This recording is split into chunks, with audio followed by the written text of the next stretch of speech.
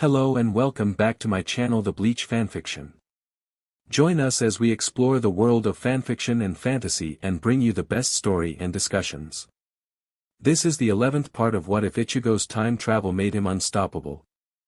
By Grimlock_Broggy.so. Give this video a like and subscribe for more videos in future, so let's get into the fanfic. Lightning passed over my shoulder, myself having only barely managed to dodge out of its path. Not even an eye blink later, a chocolate-colored leg swung at my head from the left. My own left arm, solid black from the elbow down with a acero, came up to block the strike. Curling the fingers of my right hand into a fist, I threw out a right straight, only for Yhwach to roll her leg along my left arm and bring down her other foot in an axe kick for my skull. I was unable to do anything else than have my hierro absorb the blow, the strike enhanced by lightning that coursed through my body. My right hand came up to snap closed around her ankle, which I then used as leverage to throw the goddess of flash away from me. At this point in the spar, my entire body was numb from Yhwach's Raijin Senkei. I shouldn't even be able to move from the muscle spasms and whatnot. The only reason I was thanks to my Reizo Tengai. Try as I might, moving exclusively with Reizo Tengai had a delay I couldn't fix. Needing to consciously manipulate my Ryatsu to invoke movement meant there was always an extra step.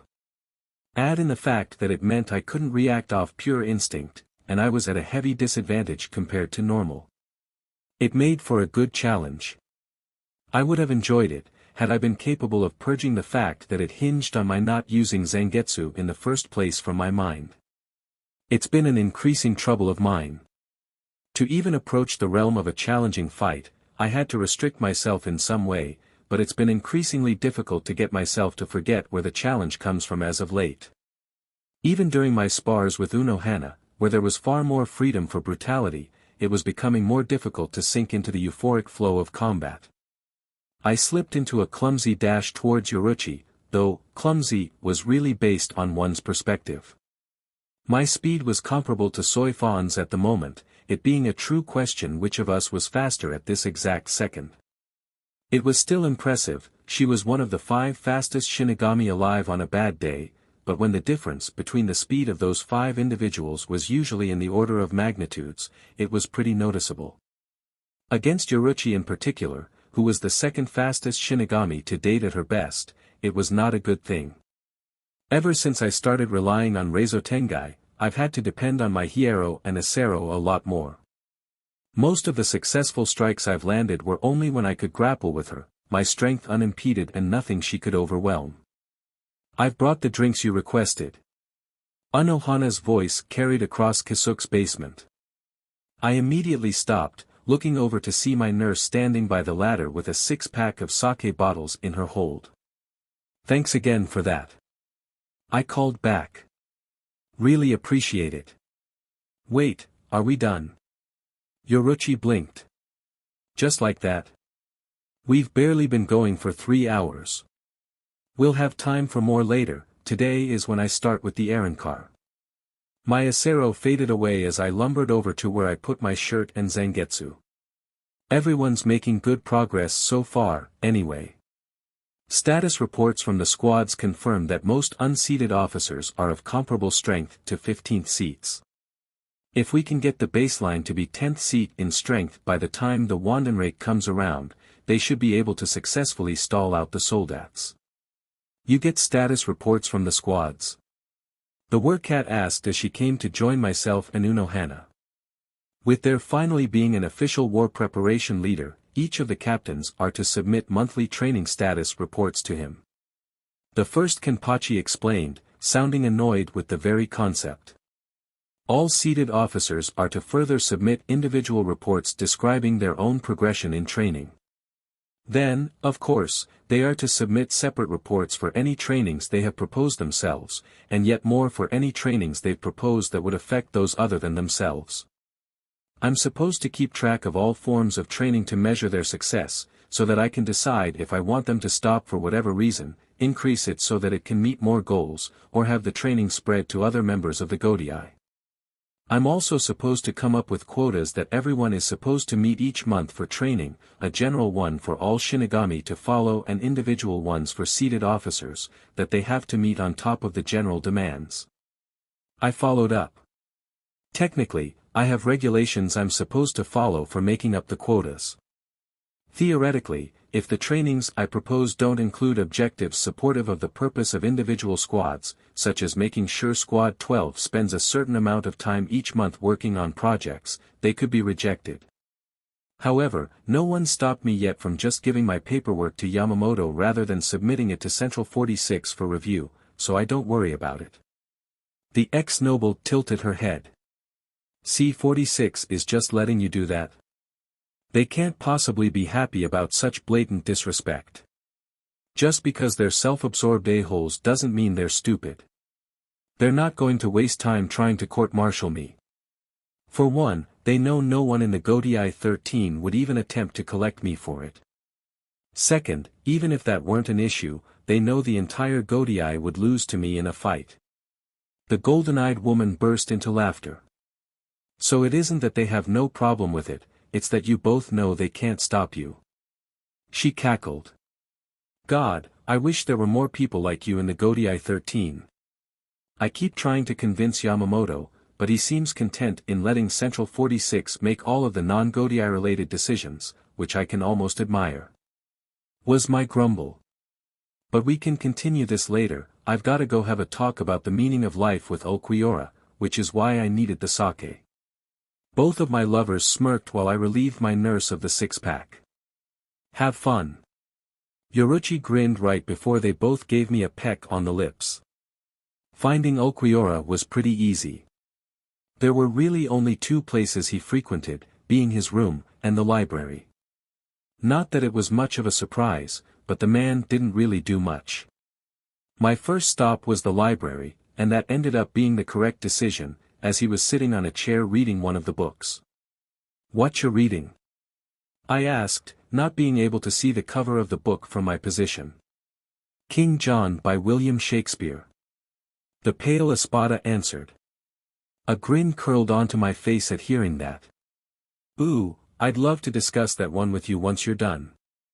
Personally, my favorite of his works is Hamlet, but I've enjoyed all of his works." "You've read the works of this Shakespeare person?" His eyes lifted from the pages to look at me. "He's pretty famous for his tragedies in the living world, actually," I informed. "Though, it's weird how few people know that he's my favorite playwright." "I see. At first, I only picked them up because I've been going through the library in my spare time, but now I will pay closer attention. It will prove useful for understanding humans." "Good to know. As much as I'd like to pick your brain about what you've read already, we're starting your training today and it will help to change locations for that." Okiura nodded in acceptance, lifting a bookmark from the table next to him and closing the book around it. He gently sat the book atop the table before standing, sliding his hands into his pockets as he came. Up. 2. Stand by me, clearly waiting for me to lead the way. I turned and did so, hearing his shoes clicking against the tile behind me. Relatively familiar with the environment, I was able to navigate us to the inner sands pretty quickly, it only taking about 5 minutes. "Okay, while I'm sure you could help me get us outside Las Noches by using the halls, I'd honestly rather not do that, so we're just going to go straight through the ceiling." "If that is your choice." He accepted without any hesitance. Raising my free hand, I fired a balla directly above, to break open a hole in the roof that we could fly through. Once more, I led the way, a disturbed vertigo going through me over the reversal of my last encounter with Okiura in my time. Without any of the urgency that had been present in that moment, it felt almost lackadaisical as we soared up to the hole.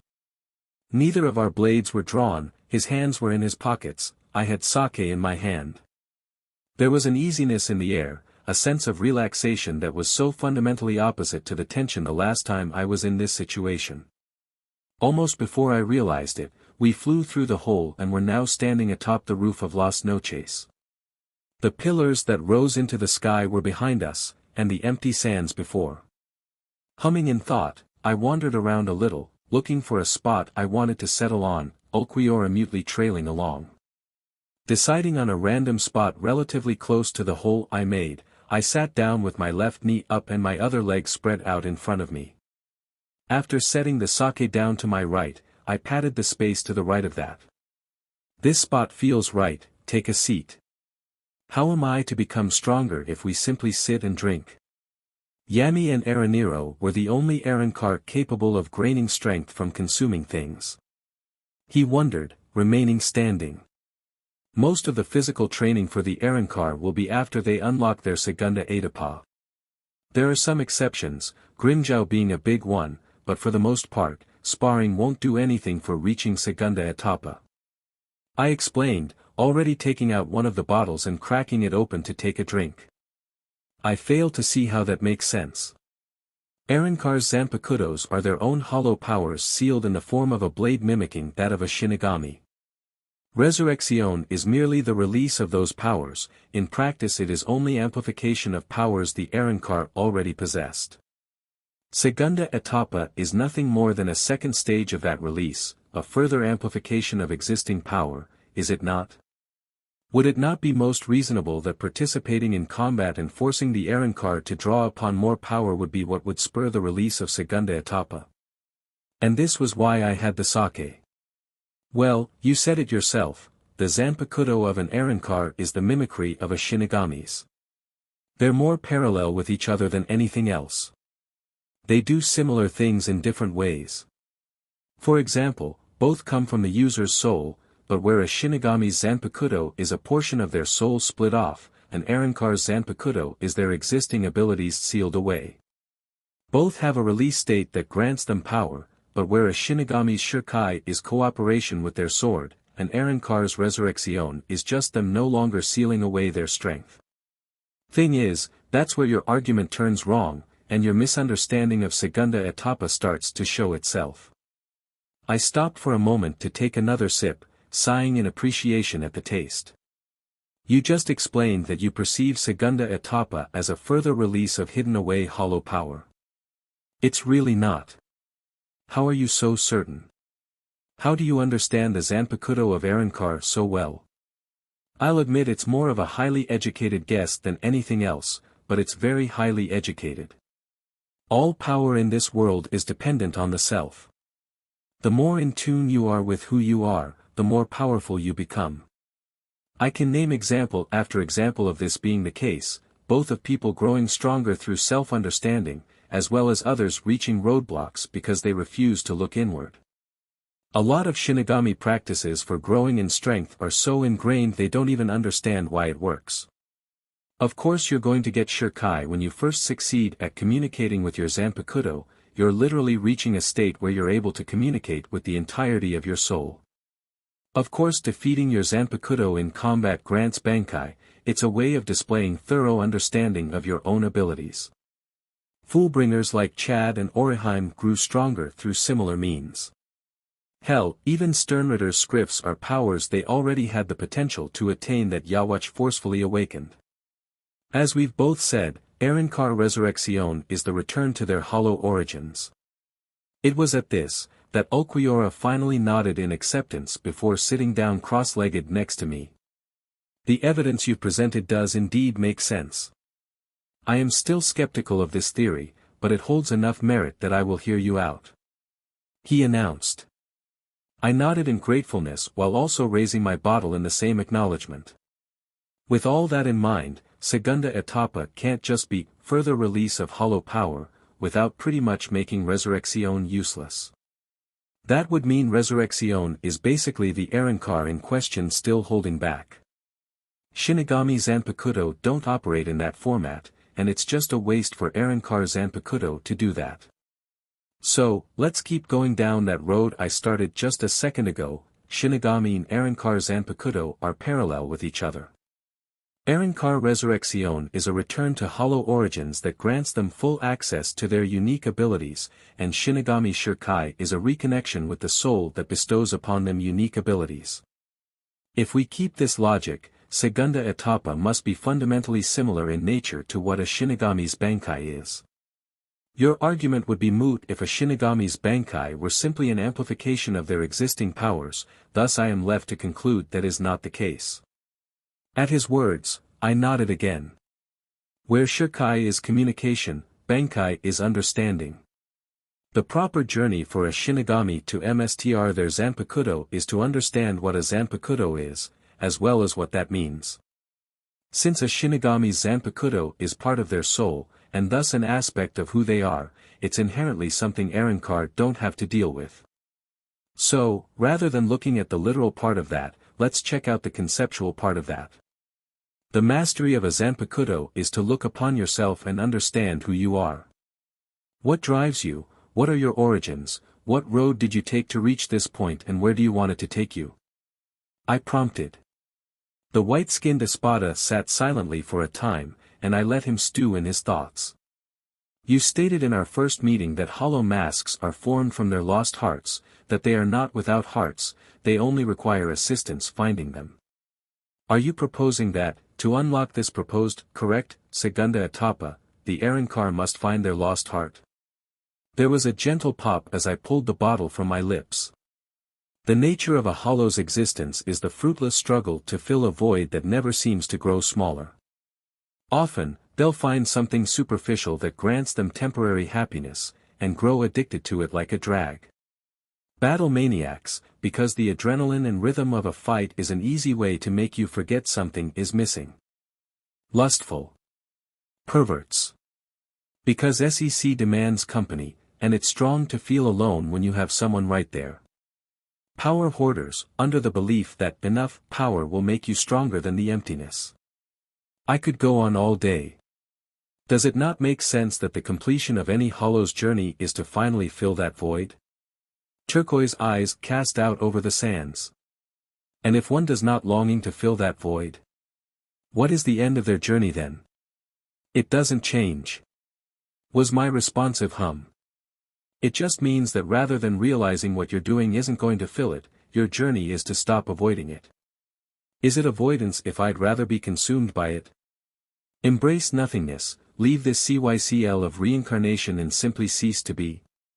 Were it anyone else saying that, I'd have been very worried, but thanks to having clashed blades with him before, I understood the core of his words. It's not avoidance of the emptiness, it's avoidance of the reason why you prefer it. In another time, you and I fought. Where we are now is where our last fight occurred, actually. I paused so that he could blink and glance around the space in inquiry. I've always been able to feel the emotions of another when my blade meets theirs. The first few times we fought, I was rather disturbed by the fact that you were the one exception. I understand now that had been because I was too weak. The gap between us was so great you weren't invested in any of our fights before our last. Further, what really caught your attention was my own seemingly misplaced determination. You just couldn't understand why I kept coming at you despite losing disastrously every time. Slitted eyes were silently locked onto me, fully focused on my words. Once I was finally able to feel your emotions, that's when I figured it out. You felt spurred by your own emotions. I can only speak of what I felt through your blade, but it was like you felt betrayed by your own feelings, that you felt relief when you just stopped caring. It felt like you couldn't understand why everyone else didn't abandon their emotions, rescue themselves from whatever pain you felt. His eyes were unmoving from my form, almost as if he were trying to discover a hint of lying. My earliest memories are as a Vastolord. He explained. I possess no recollection of anything before waking in the pit. It is a hole of pure darkness, and the hollows that reside within it are equally pitch black. I alone was different. I alone was pure white. I also possessed no mouth, unlike any other hollow. It was of no detriment to me, but the focus here is that it only heightened my strangeness. They strayed from me, as far as they could. I could do nothing but lament my appearance, for such stark difference was the cause for the isolation. Realizing my own unwantedness, I left the pit to wander the sands. Eventually, I came across a tree made of sharp spines. As soon as I saw it, I longed for its existence. To not be accepted nor rejected, to not be in search of purpose nor strive for it, to simply be without interference, or being interfered with. That was where Aizen found me, and recruited me with the promise that I was to do what I was instructed, and nothing more or less. That made a lot of sense. I nodded in support. That'll do it. To not feel anything, to not have goals, to not possess anything that could fail you must have been your response to being rejected so thoroughly. As I tossed that thought around in my head more, I hummed in realization. Explains why you got so sad when I suggested that the gap between us was smaller was because you were becoming more human. And why you seemed so determined to make us realize there was no point in holding out hope or fighting battles we couldn't win.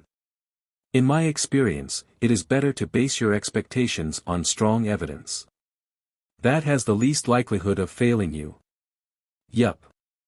I agreed. Until the teenage Shinigami whose heart you just incinerated with a Ciro Oscuras comes back from the dead as a Vasto Lord-class hollow that's an order of magnitude more powerful than you. I finished with a swig of sake. You have informed us that you are the exception, not the norm. Yeah, but as long as I'm around, there is no norm. His eyes narrowed, but he offered no counterargument. What do you propose, then, for my segunda etapa? Well, my best guess. The one you have right now is because you at least think you have a solution to your hollow emptiness. It's a reflection of the concept of becoming one with the emptiness rather than filling it. It's still sort of tackling the idea, so you just get a power boost and a transformation. My proposal? Stop avoiding your emotions. It's just how the world works to have those emotions be tested again and again. The only way to have them be infallible is to practice, and have company.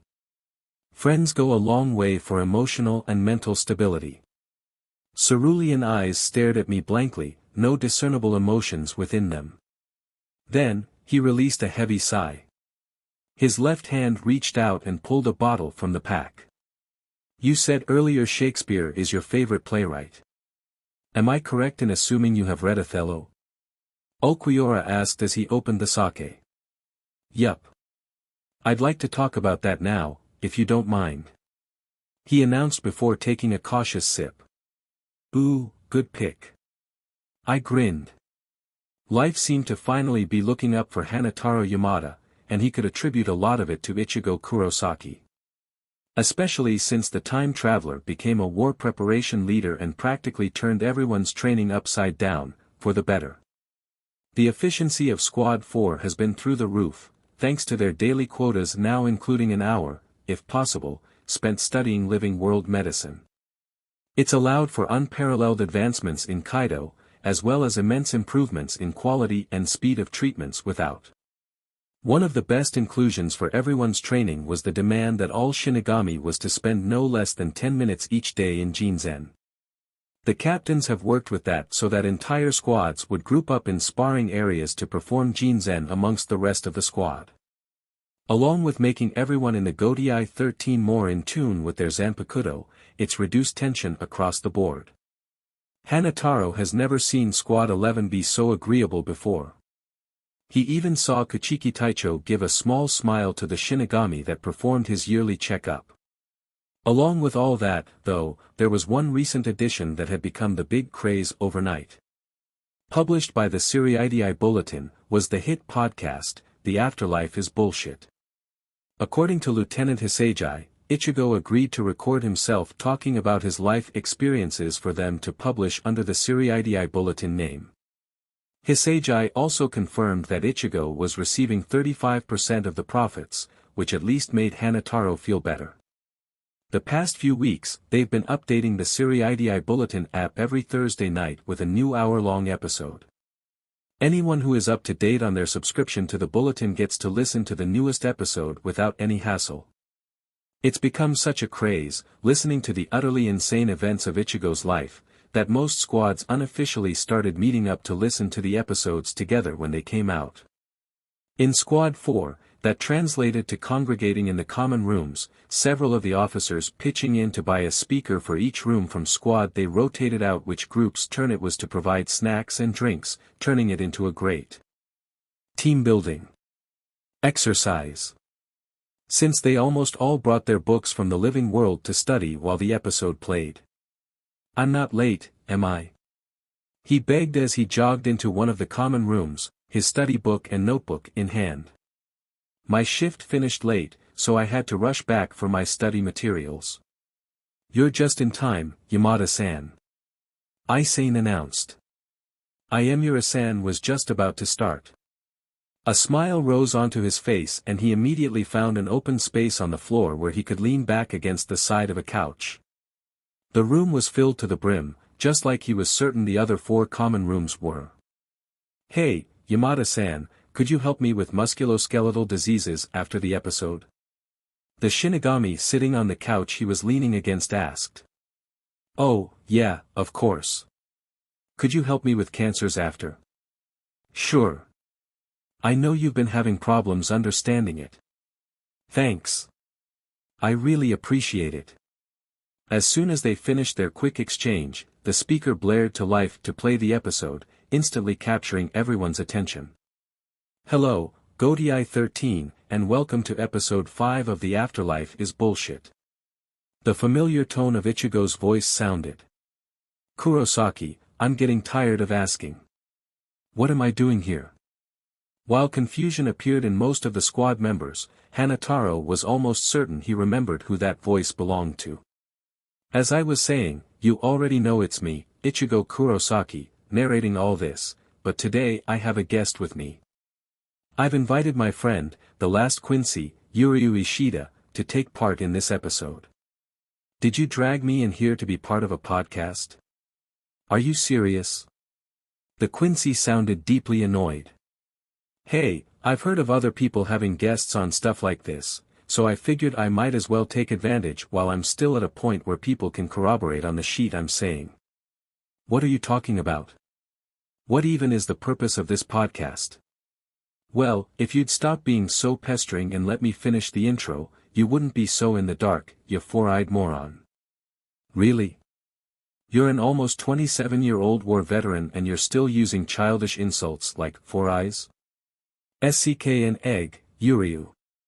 This podcast is me basically describing my life story on camera so the Godiai 13 can understand where I'm coming from. From what I've been told, they've done a lot to make people less nervous around me. That sounds very generous of you. I didn't just come back to prevent casualties. I want to make things better.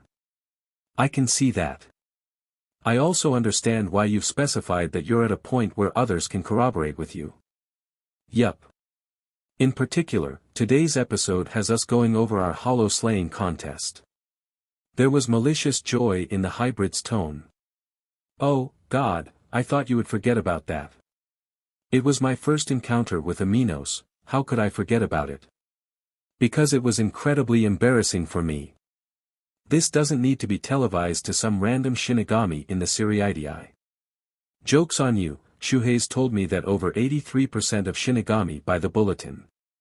And that everyone groups up just to listen to it. This doesn't need to be televised to the entire Godiai 13. Snickering echoed through the room at the bickering on display. You can either be part of it to prevent as much damage as possible, or leave and allow me full power to run your name through the dirt. The smirk in Ichigo's voice was palpable. You can't even justify me leaving this out, because there's actual important shit in it. DMNU, you aren't allowed to be right. Oh, I think I am. Our latest rankings proved that quite nicely. There was the distinct sound of a hand slamming onto the desk. You cheated knowing that I couldn't argue against it without looking like I was insane. You have no proof. The orange-haired man cackled. For all you know, I ranked higher than you completely by my own merit. The nature of you phrasing that as a hypothetical is all the proof I need. You abused your knowledge from the future to just put the right answers on the tests without even knowing what the questions were. Well, that's just an exaggeration. Yoruchi-san has to get you to pay attention in class at least twice a day. That doesn't mean I don't study at home. Most of your afternoons are working on your Godiai paperwork while Zangetsu does your homework. I've been there to see it. Hey, Zangetsu and I are the same person, there's no difference. I would very much like to argue the contrary. Topic for another time, we're straying, and Shuhei and I agreed to keep these an hour long. Know that I will ensure we return to this later. Aha. So, this whole bullshit started because Yuryu had the biggest hate nerve for Shinigami. I protest against use of the phrase, hate nerve. So, he had the biggest hate nerve. He had a good reason, there's no arguing that. See, contrary to what I'm sure most of you assume, Yuryu actually had no issues with the Shinigami having exterminated most of the Quincy.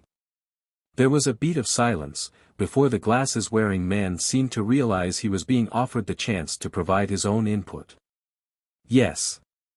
All Quincy's are aware that their Heilig files erase hollows rather than purify them. Hollows do not generally appear in abundance, and I am aware there are Shinigami deployed to the world of the living to patrol for hollows. There is no issue with the occasional Quincy killing a hollow in self-defense, but my ancestors very much went out of line, attempting to eradicate the hollow species.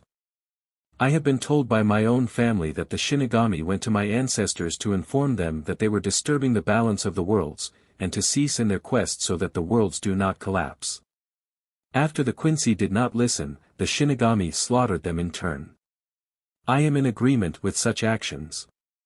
To summarize, Yuryu gets why the Shinigami had no other choice but to reduce the Quincy population. There was no negative feelings there. To be as blunt as possible, the entire issue he had with Shinigami was because of Kuratsuchi. Quite. Distaste and gently boiling rage dressed the Quincy's tone. It makes far more sense in hindsight with the knowledge I have now, but at the time I was filled with unceasing hatred for all Shinigami. My grandfather, Soken Ishida, was killed in a hollow attack, Shinigami only arriving to slay the hollows after he had died. For a good time, I attributed it to Shinigami being lazy in their duties, never being around when needed to do their jobs. While I was aware of the repercussions of my actions, I felt the safety of the living could not be trusted to people who would arrive too late to do anything. Then, during our invasion to rescue Kuchiki-san, I encountered Kuratsuchi Taicho. See, the reason why Yuryu's grandpa died in a hollow attack. It was because Kuratsuchi ordered the Shinigami to hold off until he was dead. All pleasantries were gone from Ichigo's words. He knew he could confiscate Soken's body without any struggle to perform experimentations if the man wasn't alive to fight back. I'm sure there aren't many of you listening that are surprised by this. There was an uneasy sense of agreement weighing over the room. No one could argue that actions of that nature were perfectly in line with the scientists' lack of morals. Sorry to put the mood down for a bit, I didn't want any of you to think Yuryu was being an a-hole for all of this. He was just being a teenager with no understanding of consequences. I resent that. I'm not wrong. Ichigo smirked. There was a beat where neither spoke, though Hanataro could have sworn he heard something metallic being adjusted. I refused to dignify that with an answer. So, for understandable reasons, he had the biggest hate nerve. Ichigo continued. An annoyed sigh sounded in the background of the video. And so he wanted to get definitive proof that Shinigami were lazy about their duties, not that I ever should be the example used either or against. Thing was, since Rukia was technically the deployed Shinigami, and her powers were being used by me at the time, Yuryu had to declare his challenge to me. Out of curiosity, what do you think would have happened had Rukia been the one in possession of her powers at the time? Everything would have definitely been worse, and the Minos probably would have killed a lot of people before Kisuke or Yoruchi would have been forced to handle it. But before we go too far down that track, we need to explain what Yuryu's challenge was. It was intended to be a simple hollow slaying contest of moderate difficulty. The hollows weren't intended to be able to appear at any rate we could not keep up with, but just enough that it would clearly show which of us two would start lagging behind. While I did not expect whatever Shinigami I challenged to be the victor of the contest, I was prepared to respectfully acknowledge their capability at performing their duty if that occurred. Wait, you never acknowledged I was good at my job. That's because you were a loudmouthed hothead whose primary strategy was, hit it, till it died. A round of giggling sounded through the common room. Hey, I take offense to that. Hit it, till it dies is a fantastic strategy, that I still use. I happen to be a MSTR of it, in fact. The giggling grew in intensity.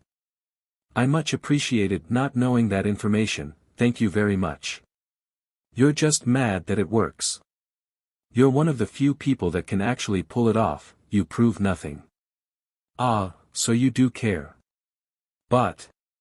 Back on subject, as Yuryu said, the hollow bait he had prepared for the contest was supposed to be a low-level one. Maybe draw in a pool of 30 or so hollows at best. But, there was a little wrench in the works that none of us knew about. Shuhei told me you guys have actually loved this, so say it with me, it was time for Aizen shenanigans. The cry sounded from all corners of the Siriidii. I'm sorry, what was that? Why did you shout that? Yuryu asked confusedly. So much bullshit that we had to deal with was Sheet Aizen tinkered with, and whenever I've pointed out when Sheet became F-ed because of him, I generally referred to it as Aizen shenanigans. Apparently people have loved it so much that they shout it out when they realize I'm setting it up, so I started leaning into it. Back on it though, what we didn't know was that, at around the same time Yuryu broke his hollow bait, Aizen got one of his lackeys to break their own hollow bait, of much higher potency. That's what happened. Have you spent this entire time seriously thinking your hollow bait was just randomly ridiculously powerful? No comment. Yhwach dumbass. Ichigo laughed. So, not only do we have 2 hollow baits active, but one is just about the highest grade you could find. At the very least, my unchecked Ryatsu is such a beacon that we're successfully able to corral most of them in an empty park, and I found out later that Kisuke dealt with the stragglers. What was good was that just about all of them were low-level hollows. It didn't take much to kill each individually, the issue mostly stemmed from the fact that there was almost 100 of them. Then the FNG sky split open. Yeah. Yuryu supported, almost as if he was still mentally reeling from the event.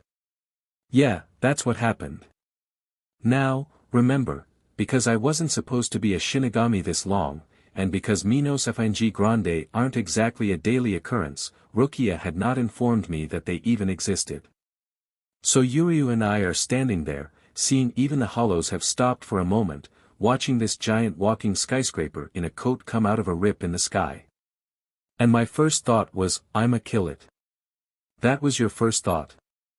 Yuryu was very much the voice of the Godii in that moment, most of them flabbergasted by the very thought. No one needed to wonder about Squad 11's thoughts, their uproars of approval echoing in the air from wherever they were listening. Well, the thing had to die somehow, and there was no way in sheet that Rinky Dink Bao you had was gonna do it in. It almost did. No, what you had to do was help me vent out the Ryatsu after I ate its Fenji Siro. But we're getting ahead of ourselves. I stopped for a moment only because I know the other hollows are still right in front of us, and I was about to figure out which was the higher priority to take out. Only for Kisuke to come in with everybody in his shop, saying that they'll take the small fry and that I had the full freedom to take on the Minos myself.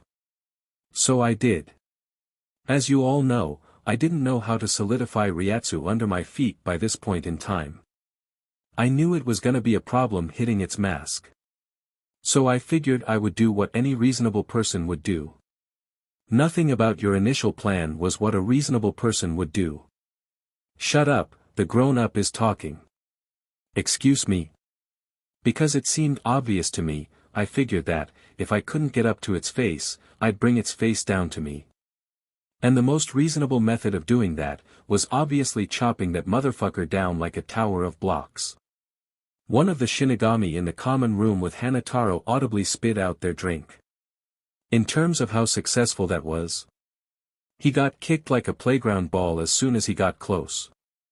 There was a distinctly smug tone in Yuryu's voice. Not even sure that's what happened, to be honest. I'm half sure it was just trying to take a step forward at the same time I jumped at it. Either way, that's when I intervened. It was clear neither of us could defeat the Minos on our own dash. Even though that's exactly what happened. So I went to pull him back so we could plan. However, as soon as I touched him, I saw that his perpetually leaking Ryatsu was so immense that it supercharged my bow. Which led to the award-worthy strategy of tying my Zanpakuto to his FNG head. Laughter filled the air of the Siriidii. It was the least awkward way of doing that. Or we could have, just not done that. Ichigo argued back. Like what happened?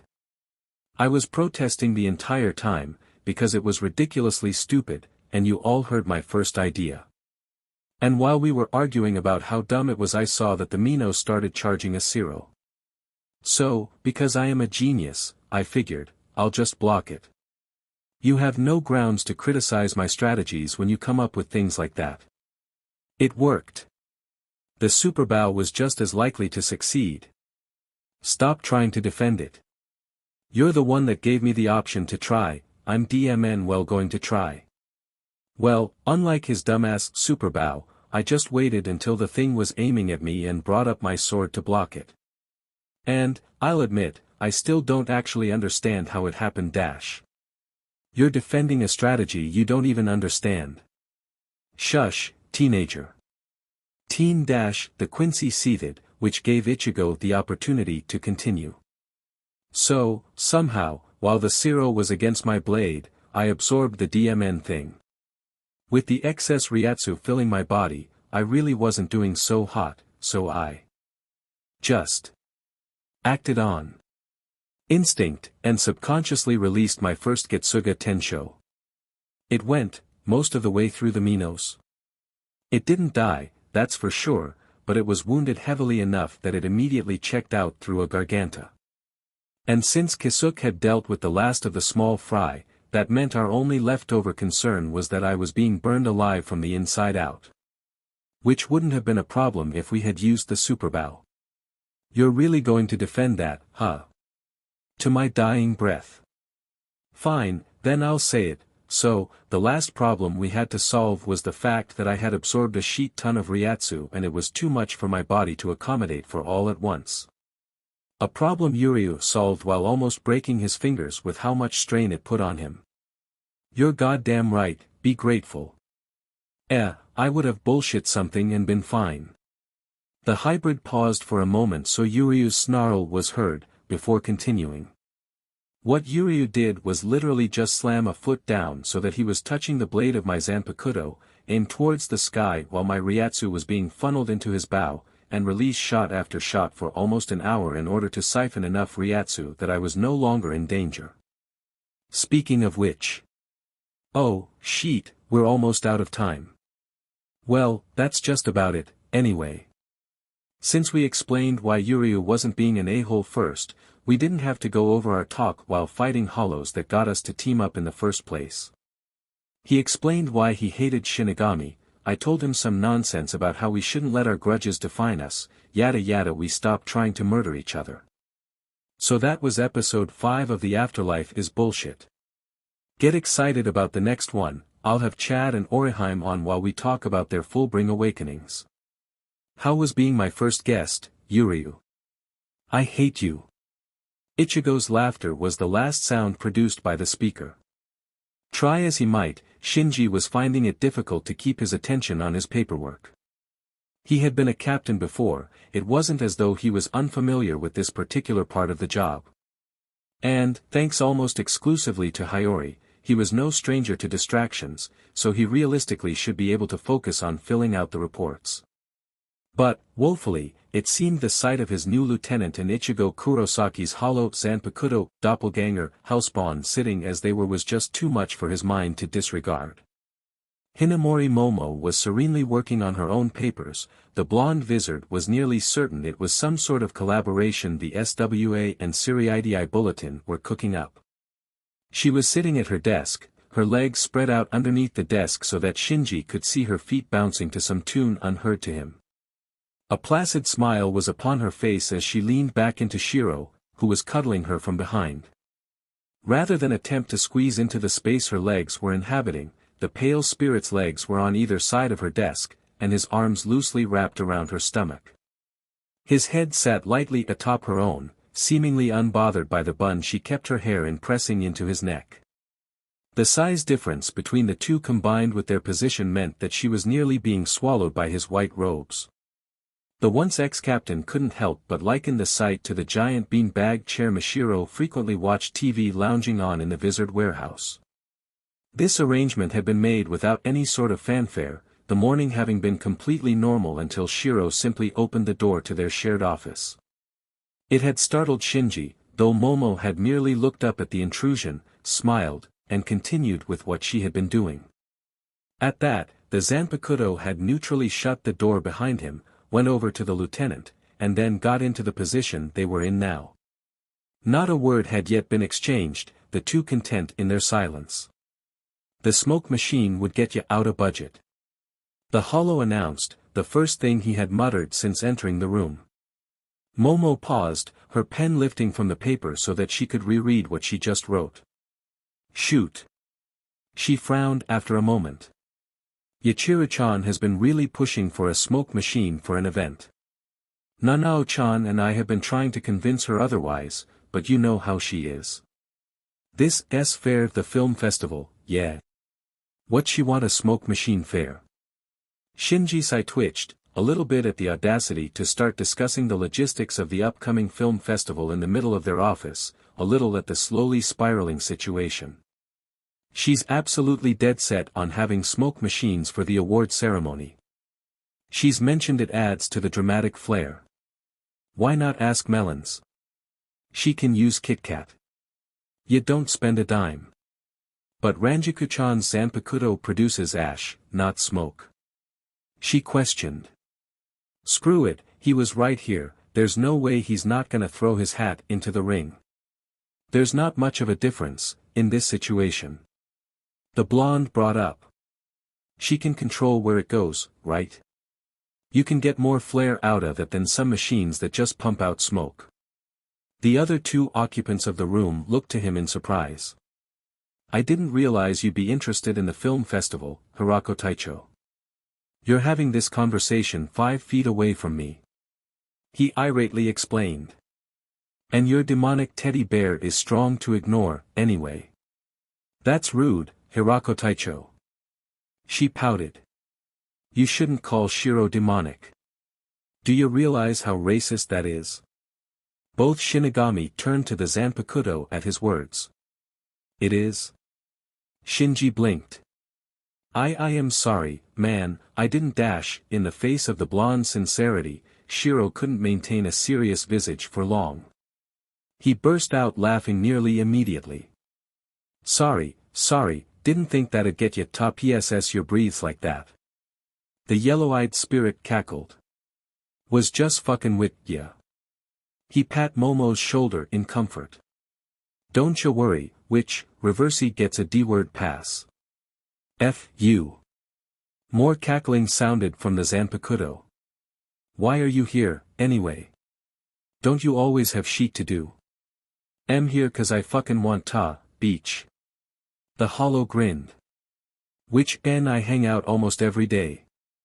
She nodded in collaboration with his words. He usually takes naps by the squad Zanpakuto while we do daily training, then joins me for whatever I happen to be doing for a couple hours or so. On Friday nights, we go to the bar with friends. I was actually thinking of inviting you to join us one of these days. A smile came upon the Vizard's lips at her offer. I'd be happy to join you guys, always hated having purely professional relationships with people. Who usually comes along? Melons, Knuckles, and Panic Attack almost always join in, but recently we've been getting Pineapple, Midget, Snake, and Tryhard Emo. Shinji helplessly looked to Momo. In order, Ranjaku-chan, Muguruma-kun, Izuru-kun, Renji-kun, Rukia-chan, Ikamaru-kun, and Hiseigai-kun. She clarified. He nodded in gratefulness for the answer. At least I'm already on good terms with everybody but Ikamaru. I guess I could give him a chance with the knowledge I have now. Don't worry about that. The lieutenant giggled. He and Ranjaku-chan will probably be too busy making lovey-dovey eyes at each other to cause any problems. His own laugh bubbled up from his throat. Is that right? Well, now I'm even more interested in joining. But we'll leave that for when it happens. I can't help but notice that your teddy bear avoided my other question. The hollow groaned. Immediately. Wide. You have to remind me. He whined as he flopped onto his back, nearly causing Momo to fall with him before she brought a hand back to catch herself. The training I've got today is so annoying. The resident Keto MSTR straightened before turning to the doppelganger behind her. Did you come here to put off training one of the Arrancar? She questioned, accusation in her voice. Yeah, 'cause PP is a fucking pages. He admitted without reservation. Her eyes rolled. Jigojik-san can't be that bad. He ain't even gunning for King's head in this timeline. I don't see how that could be an issue. Shinji's eyebrows furrowed. 'Cause, him never getting a hate bner over the idea of King thinking he's better than him means he hasn't been wanting to prove King wrong. And him not wanting to prove King wrong means he hasn't been training on his own, which means that he hasn't gotten a Sero yet. So, you're complaining that you have more work to do? The blonde tilted his head, uncertain of how correct he was. Yes. Well, you've immediately lost all sympathy from me. He nodded, adjusting how he sat so as to get back to work. Have fun with that. Traitor. Technically, you're not wrong. Don't you use my own shtick against me. Too late, he already did. Momo smiled, also resuming with her papers. Not you too. If we focus on the work, he's more likely to get annoyed and just go do what he needs to do. She informed her captain, who grinned at the collusion. No. He whined once more, his ultimate foil being used against him. The Zanpakuto remained lying upon the floor for several more seconds, the only sounds in the room being of pens scratching at paper. In hardly any time at all, due to his awareness that the two Shinigami could now focus on their work without issue, he groaned loudly and rolled back into a stand. Fine. You win. Shiro spat, ripping open a garganta and stepping through it. Mere moments after it shut, Shinji and Momo burst into giggles, unable to contain their amusement at the childishness displayed. Grimjow's day had been progressing as normal, that is to say, boring. In Las Noches, Aizen had not given any care for entertainment, and Jin and Tozen had barely been better. Jin had gotten most of his own amusement at others' expense, via taunting and teasing. Tozen had brought a multitude of books, which had only piqued the interest of a very small selection of Arrancar. Beyond that, the only ways for anyone within Las Noches to pass the time was to be the person observing the cameras for intruders or bicker and fight amongst each other. Hollows by nature were far from being pack animals, a game of survival of the fittest until becoming Arrancar, and even then, the only thing that really stopped any of them was being ordered to by Aizen to not kill each other. After Ichigo had come around, explaining the situation and that he had killed Aizen, they had defaulted to Halibel as queen. The shark took issue with infighting, but also seemed to understand that there was little else for them to do, and so had merely ordered that they were free to do so as long as they never reached the point of spilling BLD. This basically made no effect on Grimjow's daily life, as most of his entertainment was acquired either by going out to slaughter any ajuchas he could find or watching his fractions converse with each other. Nelliel and her pair of morons often came up with games, and had gotten at least some Arrancar to be bored enough to join in. However, unless the purple-haired Shinigami joined in, the Panther Hollow couldn't be made to play tag. He was going to beat her the next time they played, he had just been caught off guard last time. Looking for something to do, the Espada was trekking across the oversized sandbox Aizen had stuffed into Las Noches with his fractions behind him. He had been tossing around the idea of butchering more ajuchas when a pair of feet slammed into his spine. Being bent backwards by the sheer force of the attack, he caught a flash of white before he was flung forward, bouncing along the sand before he was able to righten himself and bring a hand down to slow himself. Cerulean eyes locking onto the direction he had been hit from, he found his fractions freaking out by the sudden arrival and drawing their swords at a delay. As much as he was going to admonish them first for being so slow, catching sight of who exactly dropkicked him caused him to swch tracks. That's Kurosaki's Zanpakuto, you idiots.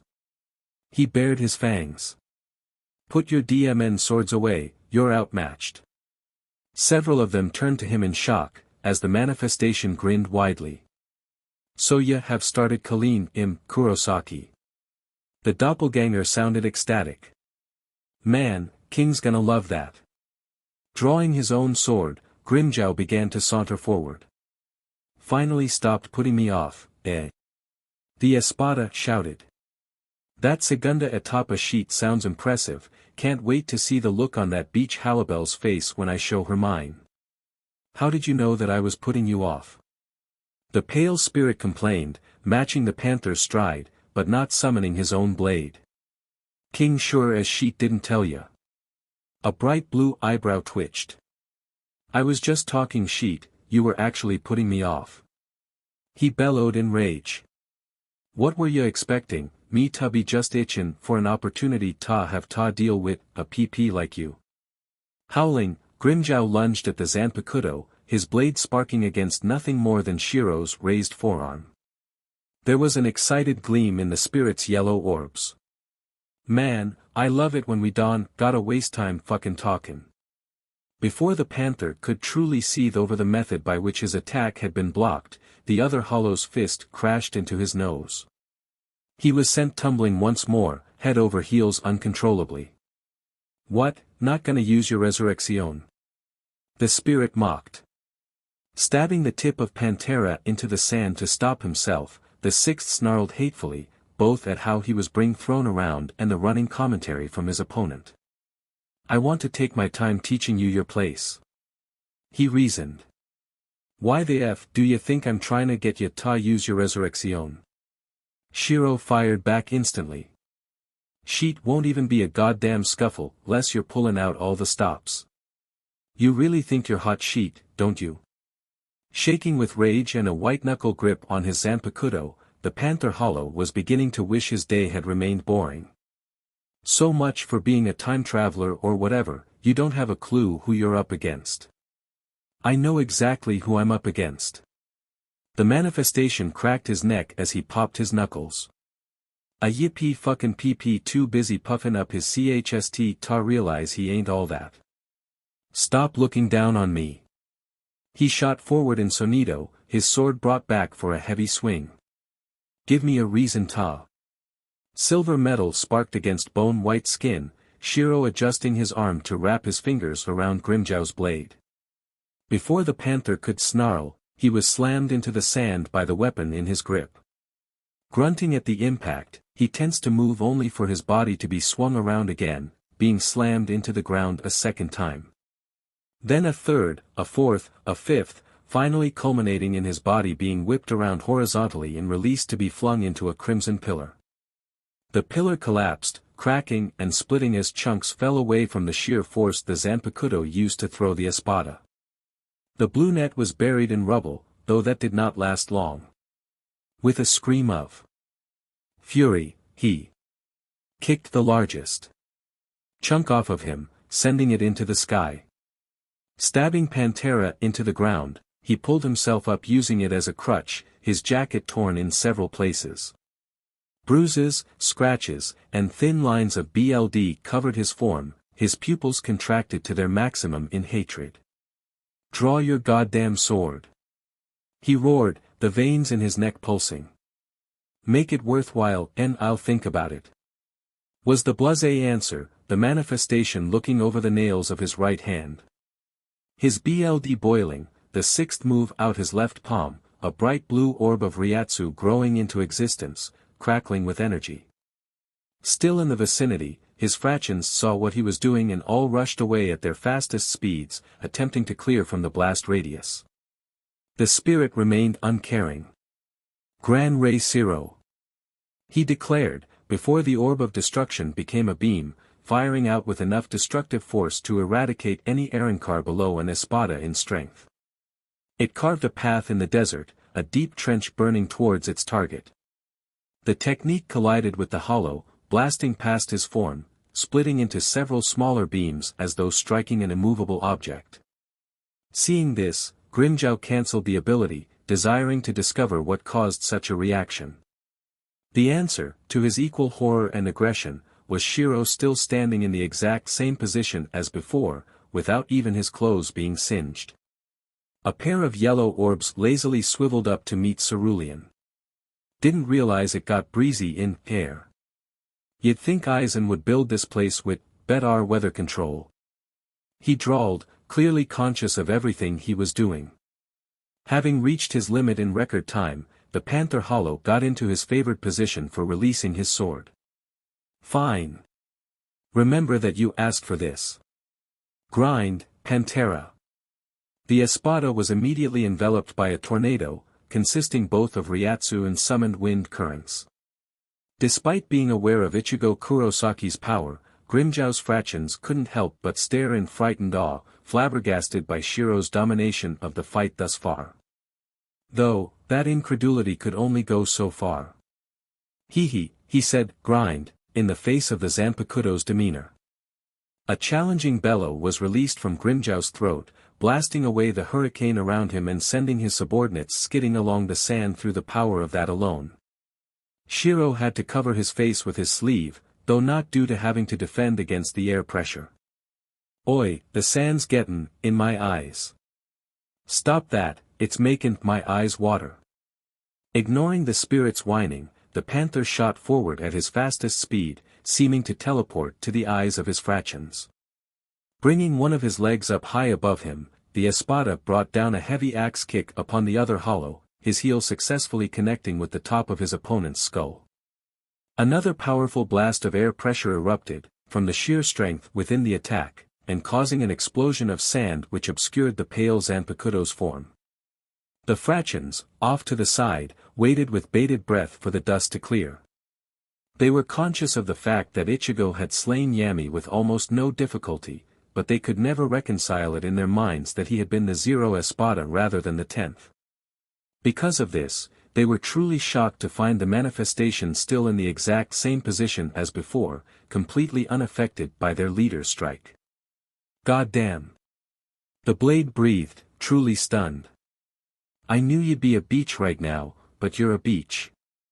With a swipe, he knocked the 6th back, though the released Arrancar had no difficulty landing on his feet. I actually didn't fucking feel that. I was playing it up for, but F dash dot. Bull. Sheet. The espada seethed, which was waved off by the Zanpakuto. Mean, yeah, sure, I used a Cero fair that last one, Booty still shoulda felt it. You're an espada fair FS sake. And I know you deserve it. Though, the manifestation brought a hand to his chin in thought, I wonder if you're only strong, 'cause most the other Arrancar are even bigger beaches. Nearly instantly, Grimmjow was screaming unintelligibly as he rushed at Shiro. Sand was blown about every which way from shockwaves, the Panther Hollow practically flying into a berserker rage.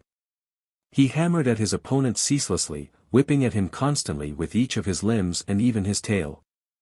To his only increasing rage, the doppelganger made no attempts to block any of the strikes. He darted to and fro, trying to attack from every angle, in every place on his opponent's body, firing Ballas, Ceros, even his Guerra de la Pantera in an attempt to even incite a reaction. Being battered relentlessly, from all sides, by all manner of attacks, Shiro was only capable of sincerely grumbling over how comparatively weak Grimmjow was.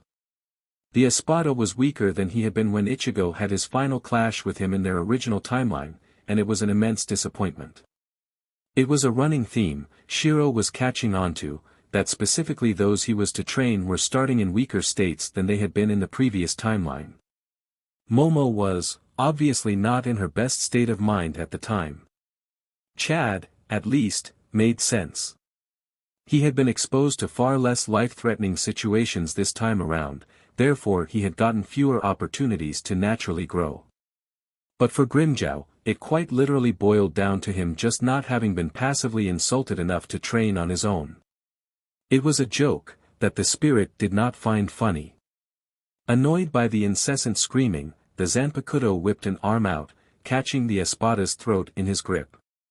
He did not want to be in this particular situation, he much preferred when the panther was strong enough to at least make him give some effort. Which meant it was time to actually proceed with the training. Hope that was enough. He prayed before raising his voice. Who's stronger? F.U. The panther spat, literally. Yellow eyes rolled, further irritation appearing in them as he lifted a hand to wipe at what landed on his shihakusho. Not my name. He sighed, loosening his grip on the Arrancar's throat slightly before pounding a fist into the sixth stomach, right above his hollow hole. The Espada devolved into a blur, slingshotting through one of the crimson pillars, pinwheeling along the ground, then crashing halfway through the second before he settled. Barely a moment passed before the blue net burst out from the pillar, a crimson Ciro charging in his right palm as he moved his arm forward. He had not been prepared for his target to instantly be in his face, a white hand entwining its fingers in his right hand and trapping the attack between their palms. Accepting the challenge without a single thought for doubt or concern, he unleashed the orb of destruction. Pain rocked along his arm as, between the two walls the attack was trapped in, it deemed its owner to be the easier one to break through. Canceling the technique and attempting to pull back, he found his hand was still firmly wrapped in the other hollow's hold. Who's stronger? Shiro repeated once more. Stop looking down on me. Earn the right. The blade fired back without hesitation. Taking advantage of his grip, he whipped the released Arrancar into the ground so that he was on his back. Answer the question. Go to hell. A single stomp was brought down onto the Panther Hollow's chst, a symphony of wet crunches cracking out from the blow. How many times you want me to repeat myself? We both find it annoying. Snarling. Loudly, the sixth spat a glob of BLD onto the ground next to him. I'll kill you. The man screamed, though it was noticeably hoarse. A second stomp was brought down, in a slightly different place on the downed man's chst. Aha. Do you happen to like broken ribs, by the way? I'd rather not check if you're getting a strong on from this. A deep, loathing growl curled out from the panther's throat. Isn't this supposed to be some sort of training? He demanded. What kind of bullshit is this, ignoring all of my attacks until you decide to throw me to the ground and ask me stupid questions? Taking that as ignoring said stupid questions once more, a third stomp shattered even more ribs.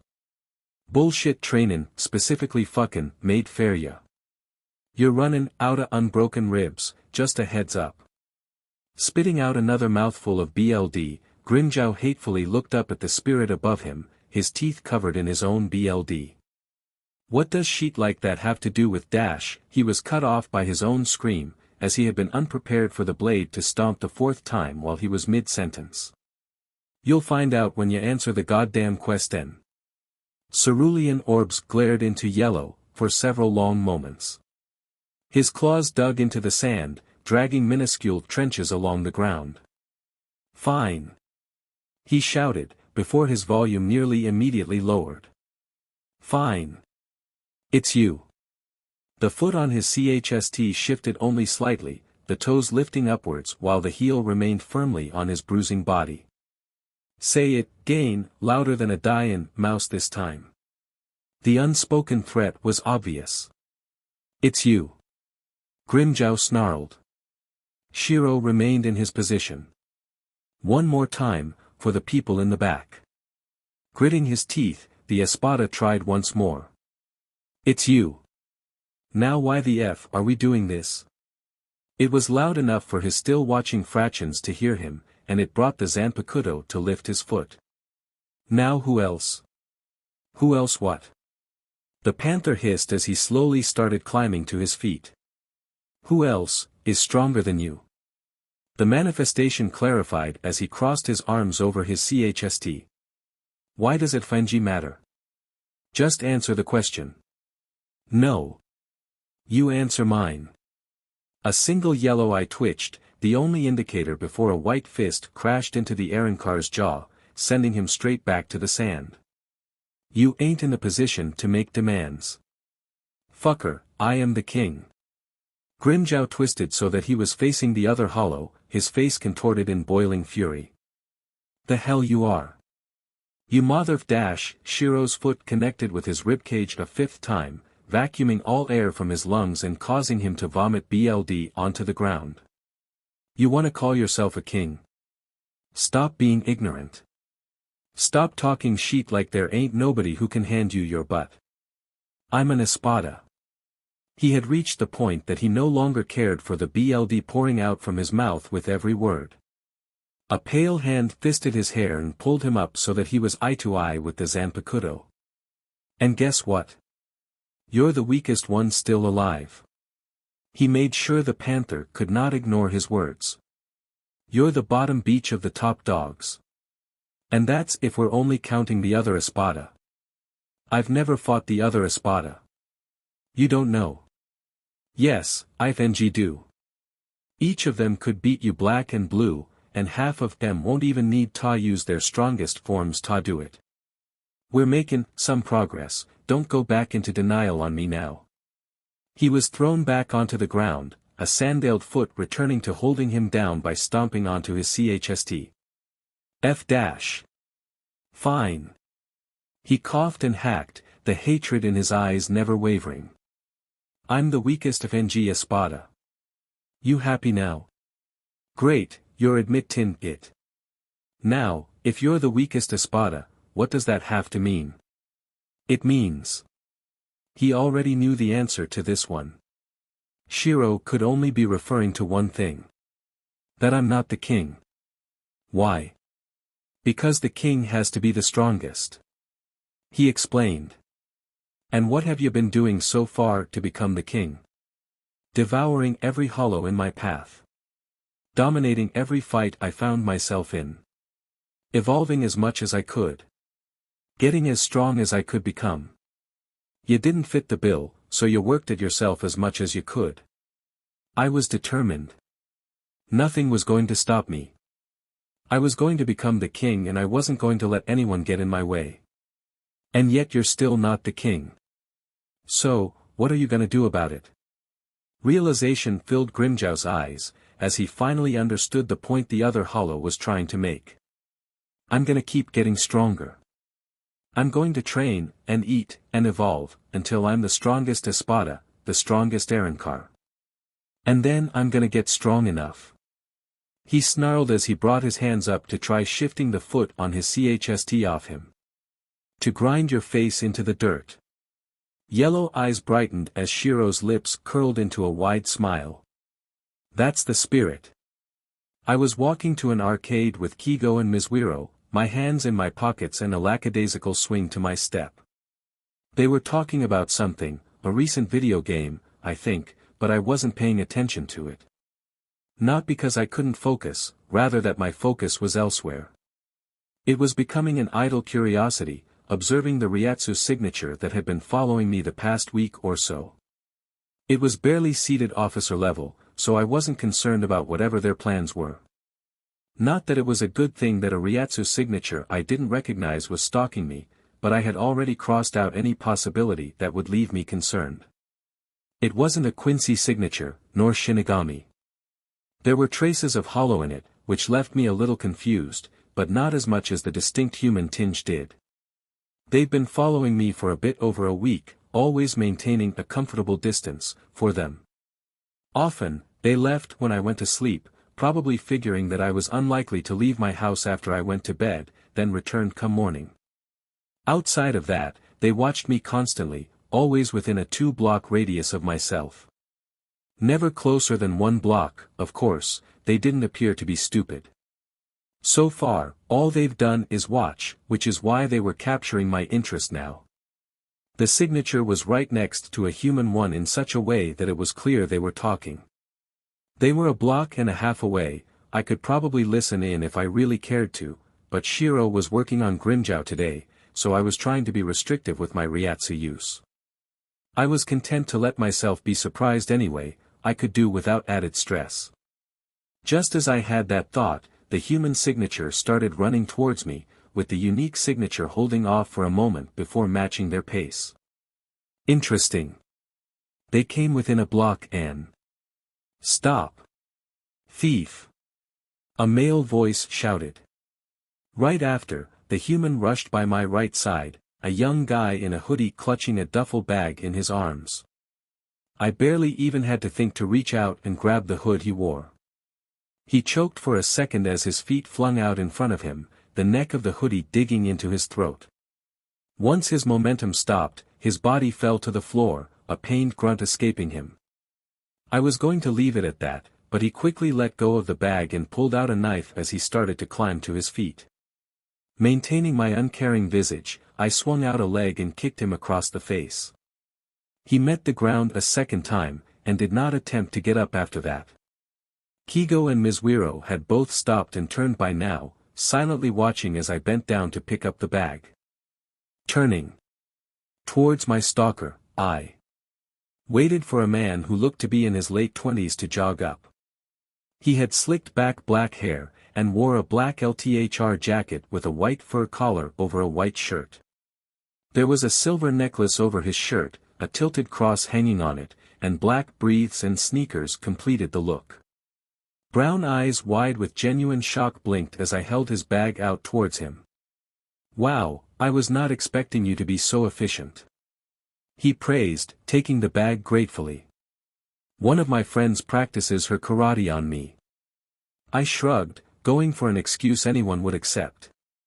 "That guy looks to be just a common thug, so he shouldn't harass you anymore. Have a good afternoon." If he left it at that, then he was likely just trying to gauge my abilities using innocent methods. However, if he pushed, then he probably manufactured that so he could start a conversation without me finding it suspicious. "Wah, hold on, now," he called right when I turned to continue walking. "That guy was about to run off with all my stuff, I've got to show my appreciation for you stopping him." Great, now time to play the part of a version of myself that was unsuspecting. I lazily waved him off without turning to face him. Gratitude's felt. I drawled like I was annoyed that I was being interrupted. No need to make a big deal out of it. I'm not trying to.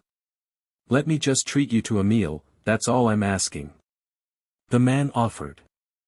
I have some personal stuff in here, I have no idea what I would have done if you hadn't stopped that guy. If I refused too aggressively, then he would have to back off so that it wouldn't start seeming abnormal, which would take away my opportunity to find out why he was stalking me. Sighing exaggeratedly, I made a show of shaking my head. "You're going to keep insisting on this, aren't you?" At my false exasperation, he paused for a moment, clearly adapting his response to reflect mine. "Well, kindness deserves kindness, don't you agree?" I turned my head to see him with a "what can you do" smile. "There's this bar a few blocks away. I'm friends with the bartender, he'd turn a blind eye to a youngster and he's a great cook," he suggested. That wasn't auspicious. Shrugging my shoulders, I turned to face him, waving for Ichigo and Mizuiro to continue on. They each gave me a thumbs up and did so, likely unsuspecting of this guy's actions.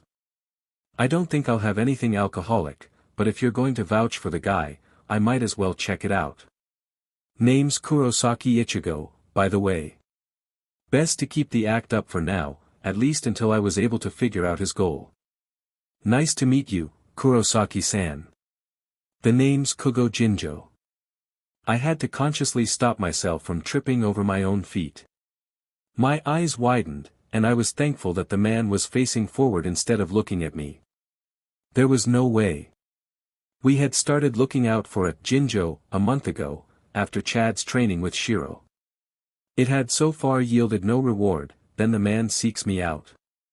I shook my head affectionately, already rethinking my plans. Jinjo took me to an apartment building, in a quiet area of town. From the outside, it looked the same as any other building, nothing special about it. We went up a couple floors and up to one of the doors, an unmarked one with a keypad next to it. He typed in a code, then swiped a card before the door unlocked and he stepped inside, holding it open for me. Following him in, my eyes adjusted quickly to a lowly lit room, far larger than it should be for not being the top floor. Beside that little tidbit, though, it was nothing Jinjo had not told me to expect. There was a well-stocked bar with an older man behind the counter, dressed sharply and with an eye patch covering his right eye. A woman in all LTHR was sitting at one of the stools before the bar, sipping at a drink. Atop one of the many couches, I could spot a large hat covering a head of blonde hair, with the distinctive noises of a video game emanating from whoever that was. A girl was sitting at a bar table, magenta hair done in twintails under a fluffy white hat with two extensions streaming down from it along her back. She wore a dark outfit and boots that went up to her thighs. I couldn't make out any more since she wasn't sitting close to any of the few lights and she was facing away from me. "Kurosaki-san." Jinjo started, loudly enough that I could tell he was warning everyone that I was present. "This is Kyushin, my favorite bar." The last two words had heavy emphasis, clearly a way to let everyone else know what story they were supposed to follow. I wonder how long they were going to keep up the act of being completely normal people. The blonde off to the side didn't seem to react, continuing to play their game. The woman at the bar gave an idle glance back to us, shrugged uncaringly, and turned back to the counter, while the bartender picked up a rag to wipe at the counter. "Another teenager, Jinjo?" The bartender sighed. "You remember that it's still illegal to serve minors alcohol. I'd rather you not make this a habit."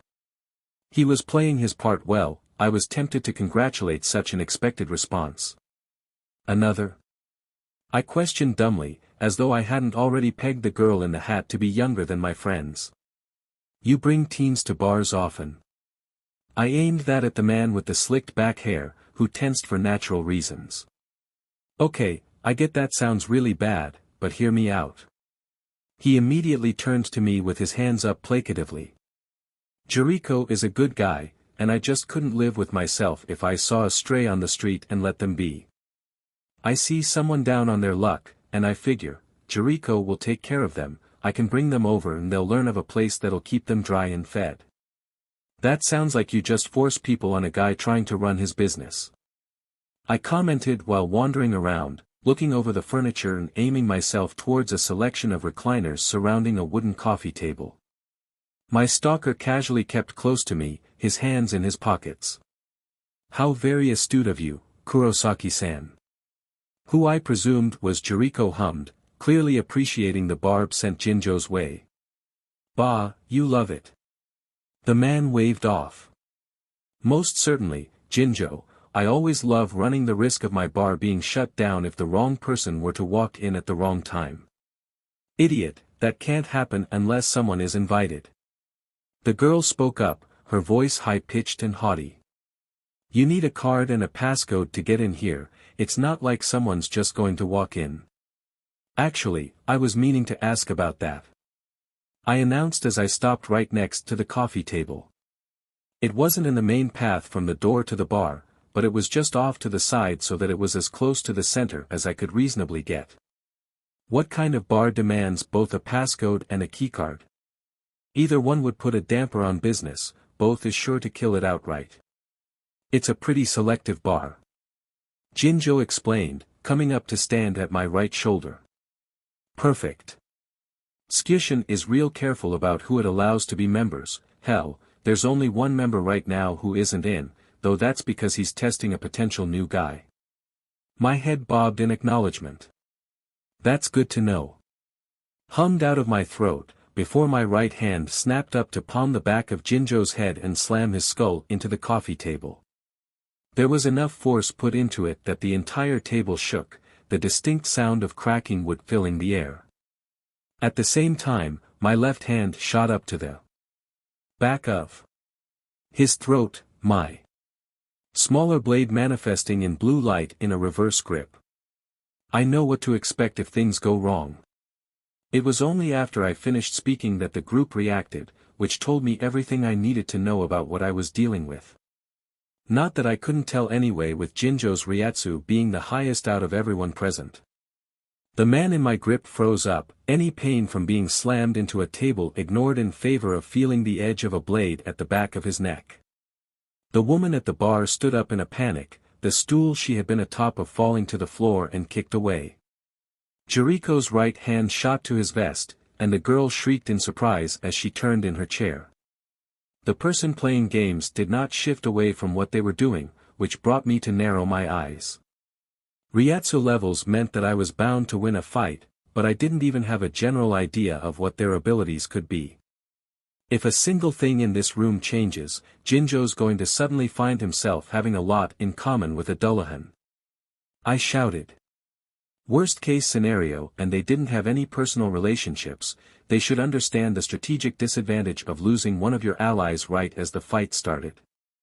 Thankfully, almost all of them immediately stilled. Almost. I could hear the cautious, slow presses of controller buttons. That includes you, Game Boy. The eyes of everyone else widened and the button presses ceased. And now, I'm sure we could come to a peaceful agreement, right? Jinjo hoped, his hands held out to his side so that I could see he wasn't reaching for anything. I positively agree. I kept my voice loud, ensuring that the entire room could hear me clearly. Just a little game of 20 questions and all any of you are gonna be is a little frazzled. I think we can all agree to that, right everybody? It was easy to tell by this point that my initial guess was correct and he was the leader. The others all gave their own uncomfortable hums of acquiescence. Don't worry, I'll be fair about it. It doesn't matter to me who answers, as long as it's truthful and not misleading. And we can alternate questions, I'm sure you've all got some to ask. Those sound like perfectly acceptable terms. The jacketed man awkwardly smiled. Great to hear you're so cooperative. First question, with a gentle turn of my arm, the edge of Zangetsu was even closer to his throat, whispering along his skin. Why were you stalking me for the past week and a half? The man's brown eyes widened, and I could tell my query got all of the others to tense up even further. Likely concerned for how I would take a lack of response, Jinjo quickly began stammering.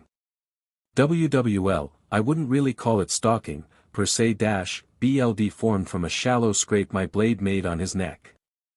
But I can see why you'd call it that, so let's just say it was stalking.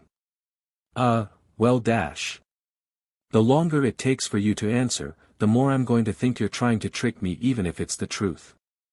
I stated, all pleasantries gone from my tone. There was no need to finish the threat. We were waiting for an opportunity when you weren't surrounded by Shinigami. The woman in the LTHR quickly input. Thank you. I clicked my tongue. This doesn't count as a question, but could everyone introduce themselves? Jackie Tristan. The woman supplied. Jericho Katsuzawa. The eye-patch-wearing bartender expanded on what I knew. Yukio Hans Voroberna. The voice from the couch was that of a teenage boy. Riruka Dokugamine. The girl finished either the most uncomfortable, or the worst at hiding it. And the guy that's out? Tsukishima Shikuro. Jinjo was the one to provide that answer. I figure you all already know my name, so now we're all on the same page. A false smile flashed from me before I smoothed out my features. Since I got my answer, you all get to ask your first question. A dense silence resonated through the room, the members of Skyushin trying to wordlessly communicate what they wanted to start with. You seem oddly calm for someone who allowed themselves to be led into a random building by a stalker. What tipped you off? Jackie was the one to ask, she seemed like the most logical one. I sensed Jinjo's Ryatsu almost as soon as he started stalking me. I was content to let him come to me, so it was a pretty obvious setup when I sensed him talking with a normal human right before his bag got stolen. The man under my blade winced, already beating himself up over being caught basically instantly. So, second question.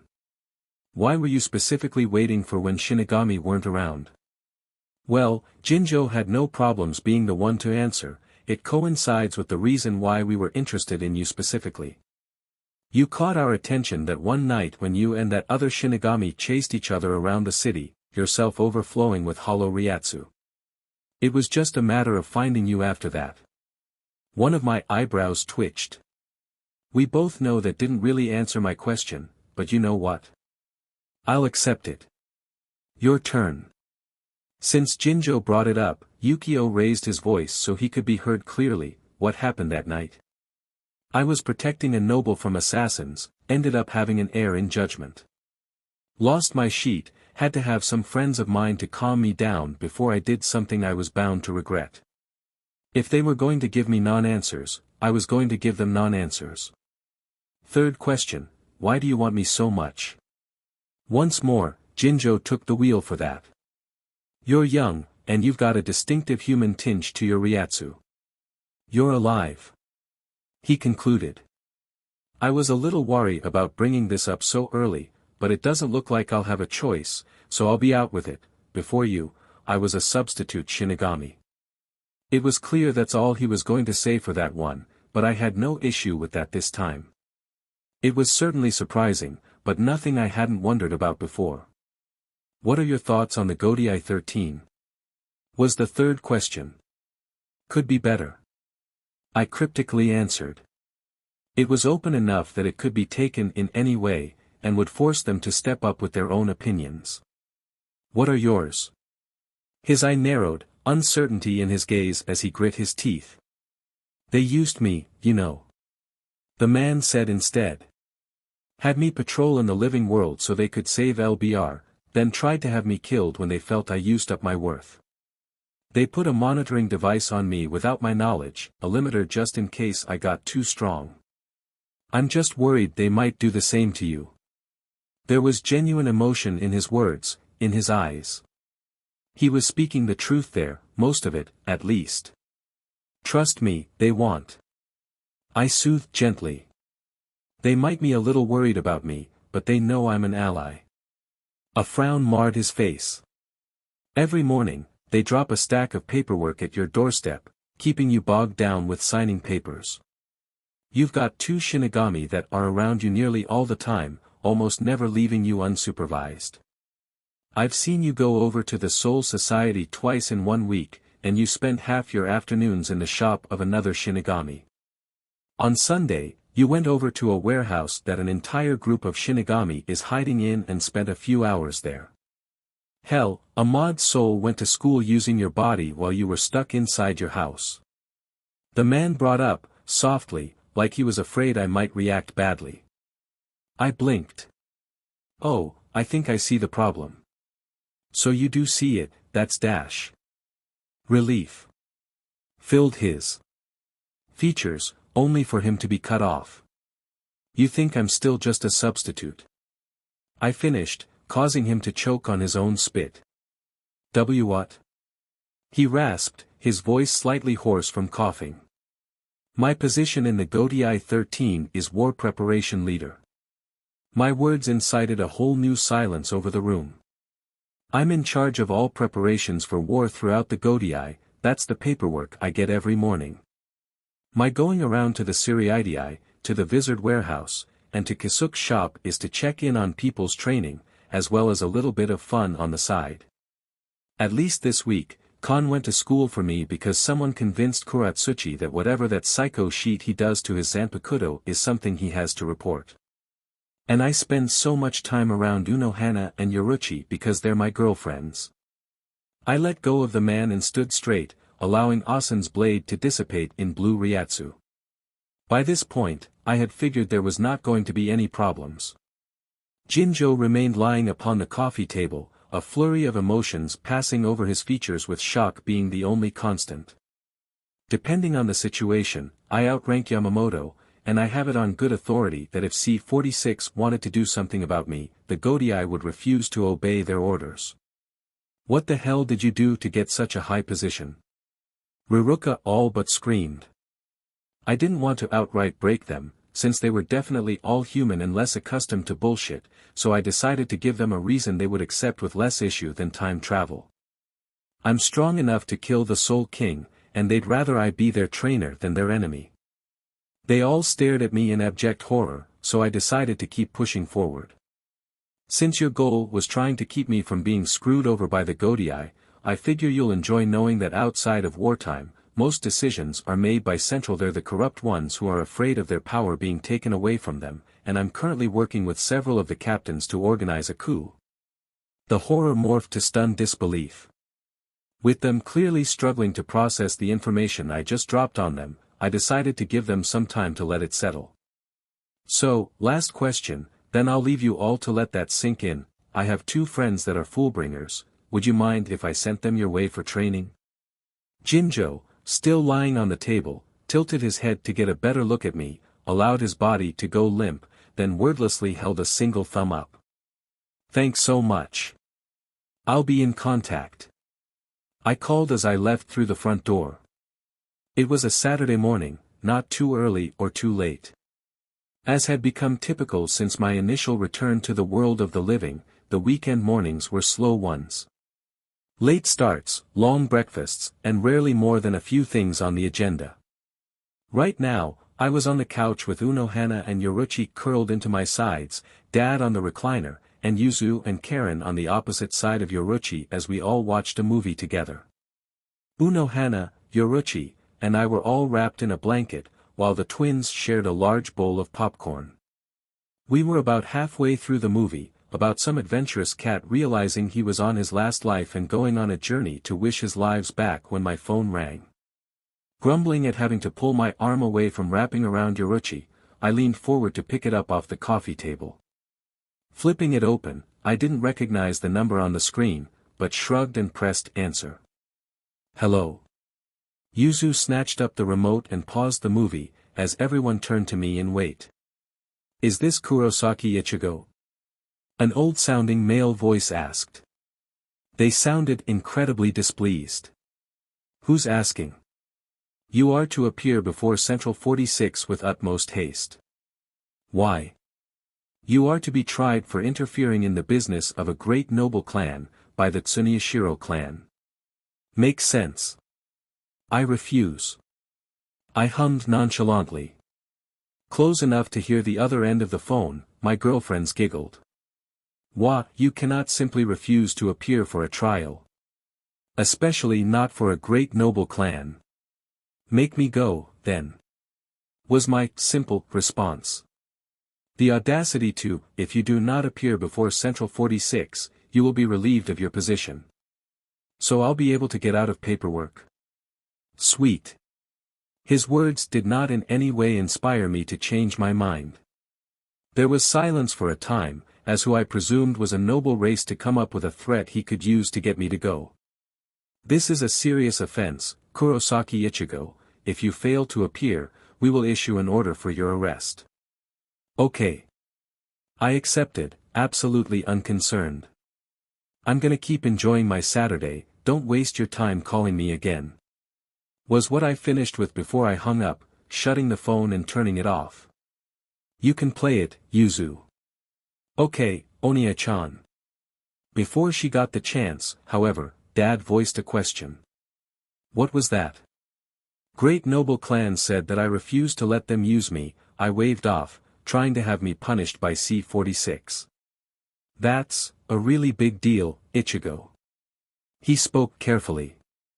No one in C-46 is actually of any substantial level of strength. If the captains refuse to execute their orders, they can't realistically force them to. I explained. None of the Godai captains could actually physically force me to go, and Squad 0 exclusively take orders directly from the Soul King. Their only means of making me go is to threaten my position, which would, in practice, mean nothing. If I got demoted or removed entirely, Yamamoto would just continue routing all the appropriate paperwork to me, and everyone has enough trust in my judgment now that they would keep following my instructions. As for pay, I'm 70% sure I'm at the point where I could ask Byakuya to pay me what I'm getting now, and he would. Even so, are you sure it's wise to get into hot water with the Tsuneyashiros? I'm friends with the clan head of the Kachikis and dating the older sister of the clan head of the Shihuans. Worst case scenario, I have half the noble clans by my side as well as the Shiba clan. It's still better to have more allies than less. He reasoned. I rolled my eyes.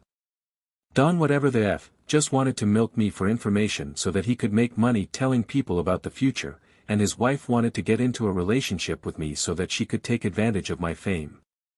Their son also gives me a bad feeling, so I figure I'm not going to be able to have any relationship with the Tsunyashiros I'm comfortable with. Having half the great noble clans and 90-some-odd% of the Godii at my back sounds just fine to me. If you're sure. The ex-captain relented, adjusting himself in his seat as Yuzu finally pressed play. While the defenses Aizen and Sale had put up in Las Noches were both useful and effective, it was mildly annoying that I couldn't open a Garganta directly inside. While you were inside, you had full freedom to make one, and Espada were also granted the privilege to make Gargantas into Las Noches, but those were the only exceptions. Jin was only granted a similar privilege to open a Senkaman directly inside, not informed of how it worked. As it stood, its defenses were sufficiently universal that Quincy couldn't utilize shadows to go inside, so I saw no reason to tinker with it. Though I should get the Keto MSTRS and mad scientists I knew to figure the system out. Granting captains those same permissions, or replicating anti-portal effects for the Siriidii, would be incredibly useful. After taking a sip of tea from the to-go cup I brought with me, I let out a small, pleased sigh. Outside of the conversation I had with Yamamoto and Chojiro a while back, it was the first cup of tea I've had in years. More importantly, it was the first cup I was intentionally enjoying since the BLD war. Unohana had suggested lavender tea, so that was what I was having. Stepping through the main gate, which Halibel had very irately shown me after Shiro blew another hole in the wall to reach Grimjow for his training, I was able to quickly leave the halls and enter the sand-filled main area of Las Noches. Almost immediately, I was able to recognize that there were a lot of Arrancar on the sands today, and they were very active. Checking with my Ryatsu sense, the picture became very clear to me. With Nell being involved and the patterns everyone was moving in, it didn't take a genius to understand she was having an utterly incredible game of Eternal Tag. It was always her favorite. Halibel's fractions were amongst the group, as well as Grimjow's. To my great joy, Ulquiorra and Grimjow were also part of the game, as well as almost 24 Arrancar I had never met before. Halibel was, as expected for a situation like this, watching from her palace, standing on the massive balcony overlooking the sands. So as not to interrupt the game, I used Flash Step to join her without alerting the group of my presence. She was standing with her arms crossed under her CHST, her jacket zipped up like it usually was outside of a serious fight, and her gaze unmoving from the small crowd playing down below. I stepped up to her left side, my left hand in my pocket as my right held my tea. There was no question if she was aware of my presence, but her gaze remained on the Arrancar, so I maintained the silence and passively watched to see if I could figure out who it was. Ulquiorra informed me of what his training consists of for Segunda Etapa. The shark stated after a few more moments of silent observation. She didn't remove her eyes from the game, so neither did I. I'm inclined to presume that my training will be more similar to his than to Grimjow's. I lifted my cup and took another slow sip of tea. Well, I started, that is the conclusion I reached for what to do for you. For a moment, I paused, collecting my thoughts. To be forthright with you, I don't really know what to do for you. Did Ulquiorra explain what the method is for everyone's training? Halibel nodded. Your theory is that proper Segunda Etapa is achieved through the Arrancar filling whatever void is appropriate for them. That it is a representation of a hollow successfully rediscovering their heart and completing their CYCL of loss and acceptance. For Ulquiorra, the natural conclusion is to reacquaint him with the emotions he threw away. For Grimjow, to cease being in denial that there are those more powerful than himself and continue his growth. Her explanation flowed from her mouth easily. However, you do not see such obvious faults in myself. Hit the nail on the head. A soft smile came upon my face. For every point. Even in my timeline where your rule only lasted a few weeks, you were always a fantastic queen to the Arrancar. Firm, but understanding. Neither overly passive nor hyper-aggressive. You hear every side of an argument and then make a decision that is both rational and accommodating. You were the only espada I knew that actually had a healthy relationship with your fractions, even if they do treat you a little too much like a perfect being. An amused chuckle left her. Not for lack of trying to correct such a belief, as I'm sure you're aware. She released a content sigh. But, of course, if your theory is correct, there must be something about myself I must challenge, as I do not possess segunda etapa. If my theory is correct. I emphasized. In my timeline, Ulquiorra was the only one to possess any version of segunda etapa, and I never spent that much time around any Arrancar other than Nell. The basis of my theory hinged on patterns I noticed. It's not like there's no chance hollows couldn't be outliers. Very true. The queen accepted before her eyes finally left the game to peer at me. But I feel confident that you are not wrong in your guesswork. Hollows came before Zanpakuto. After all, it feels wrong that that would be the only possible means for hollows to find redemption. Redemption? I hung on to the word. My gaze drifted upward in thought as I tested the word in my mind. That's an interesting way of looking at it. Her head fully turned to me once I breathed those words, remaining silent as she waited for me to finish. I was glad she could tell I didn't mean that statement in any derogatory way. My eyes dropped down to lock onto hers. Redeem them of what? When one initially becomes a hollow, they are stuck by an overwhelming need to devour.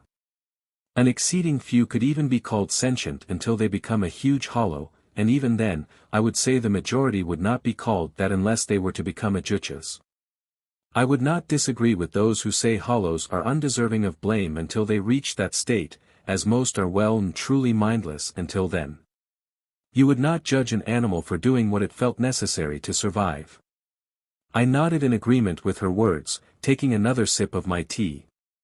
But just because they should not be faulted for their instincts does not mean that harm is not brought about by those instincts. For a shark to sustain itself, smaller fish must be devoured. Just because they shouldn't be blamed for their actions, that doesn't mean punishment should not be carried out. Was my agreeing hum. My mood fell slightly. That statement brought memories of the twins and my explosive response. Redemption for the harm that was caused, intentionally or otherwise, then. Quite. She confirmed. Were it not for Shinigami developing their Zanpakuto, hollows would have no way of finding it. Such a thought perturbs me. You came to your conclusion through patterns and logic. I do not agree with you for that reasoning, but because I feel that we as hollows should be capable of redeeming ourselves, rather than only being forgiven in death. In the face of such a response, I could only stare in awe. After a moment of taking that in, I had to release my own amused breath. And now I'm wondering even more what could possibly be holding you back when you say words like that. Aqua-green eyes looked me over thoroughly. As I was studied, I kept silent, patiently waiting for her to finish. I may not know the answer for why I do not possess segunda etapa, but perhaps I may understand why you struggle to figure that out as well. I tilted my head encouragingly as I took another sip of tea. Please do not take this to mean I am comparing our respective struggles and experiences, but perhaps the reason why you do not understand what I am missing is because I am too similar to yourself for you to see it. While I appreciated her placation, it was unnecessary. I understood what she meant by that as soon as she suggested it. We were both protectors of those we cared deeply for. We didn't seek out responsibilities, but neither of us rejected them when offered. Neither of us pretended that it wasn't in our nature to be bloodthirsty, but we also only indulged in those desires when it was appropriate. There were deeper layers to that comparison, though. Most would say it's easier to see your faults in someone else. I felt the need to acknowledge. If they recognize it as a fault, that is. She announced somberly. As soon as the words left her mouth, my own eyes snapped wide with shock. That can't be it. I defended immediately. And yet we undoubtedly reached the same conclusion for what that fault must be. Once again, the words left her smoothly and easily. Every word in that statement carried a downtrodden confidence. My shoulders sank as I struggled with the concept. What could possibly be wrong about wanting to ensure those we care about are safe? It was at this question that she finally did not have a ready answer. Halibel's eyes fell as she contemplated the query. Perhaps the lengths we would go to accomplish that goal. She offered quietly. A deep frown pulled at my face. I wouldn't kill myself keeping them safe. My argument came easily, thankfully. Neither they nor I would be comfortable trading lives. My experiences and my powers make me more willing to get hurt to get the job done, but I don't recklessly take damage. I know that I'm more prone to going to extremes due to my trauma, but I'm aware of it and working on it. I know you're no different. That's not what I'm referring to. Her speech remained soft, lamenting. My confusion spiked until I also understood. We were just talking about it. I realized, my own speech growing quiet.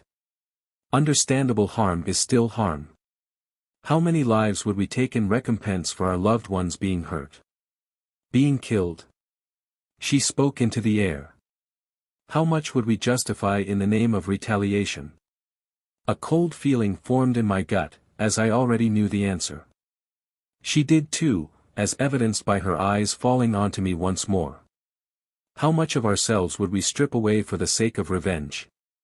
Her voice cracked as that concern filled the air, and I understood this was her fear bubbling to the surface. Until we could no longer avoid looking in the mirror. I gave the only true answer. Neither of us could speak after that. Our eyes fell onto the same group, laughing and playing with weightless joy. She saw what could be. I saw what had been. Both of our visions were the same, cold bodies and oceans of BLD. How do we get ourselves to stop? The shark eventually managed to gather herself enough to ask. How do we come to understand how far is too far? I really wish I knew the answer. Another sip of tea helped alleviate the worst of the feeling. Where I come from, everyone needed me to believe there was no such thing. Not that it was strong when the rage kept getting reignited. Since coming back, I've had someone who snapped me out of it, but it was after the damage had already been done. I imagine I would not have the issue you surely have, where no one can stall your rampage. Her words threw me for a loop, as she brought up a problem I didn't even realize I had. That's right. I agreed. But being physically barred from going through with it doesn't actually solve the problem. No. Once again, a dead silence surrounded us, a dark dread that formed from our own potential. But how do we redefine our standards for retribution? We don't ask ourselves. The Queen of Hueco Mundo focused intensely on my words. We force ourselves to be only the executioners, not the judges nor the jury. Have someone we trust to provide better judgment than ourselves and do what we can to get better at listening. You are the example of why that would leave us vulnerable to becoming the worst versions of ourselves. Even then, I knew deep down that the ones I was listening to were the ones I shouldn't be. I shook my head, both at my previous actions and at her counterargument. I listened to generals in wartime, monsters that did not burden themselves with worrying about how the victory was achieved. I ignored the friends who worried about how much BLD soaked my hands, the lovers who knew I was forsaking my own ethics. You informing me that you chose to listen to those you knew you shouldn't be does not instill me with confidence. Her hands gripped her arms tightly. You're right. In hindsight, I wasn't properly refuting her point. After a moment of thought, I realized why that was what I chose to say.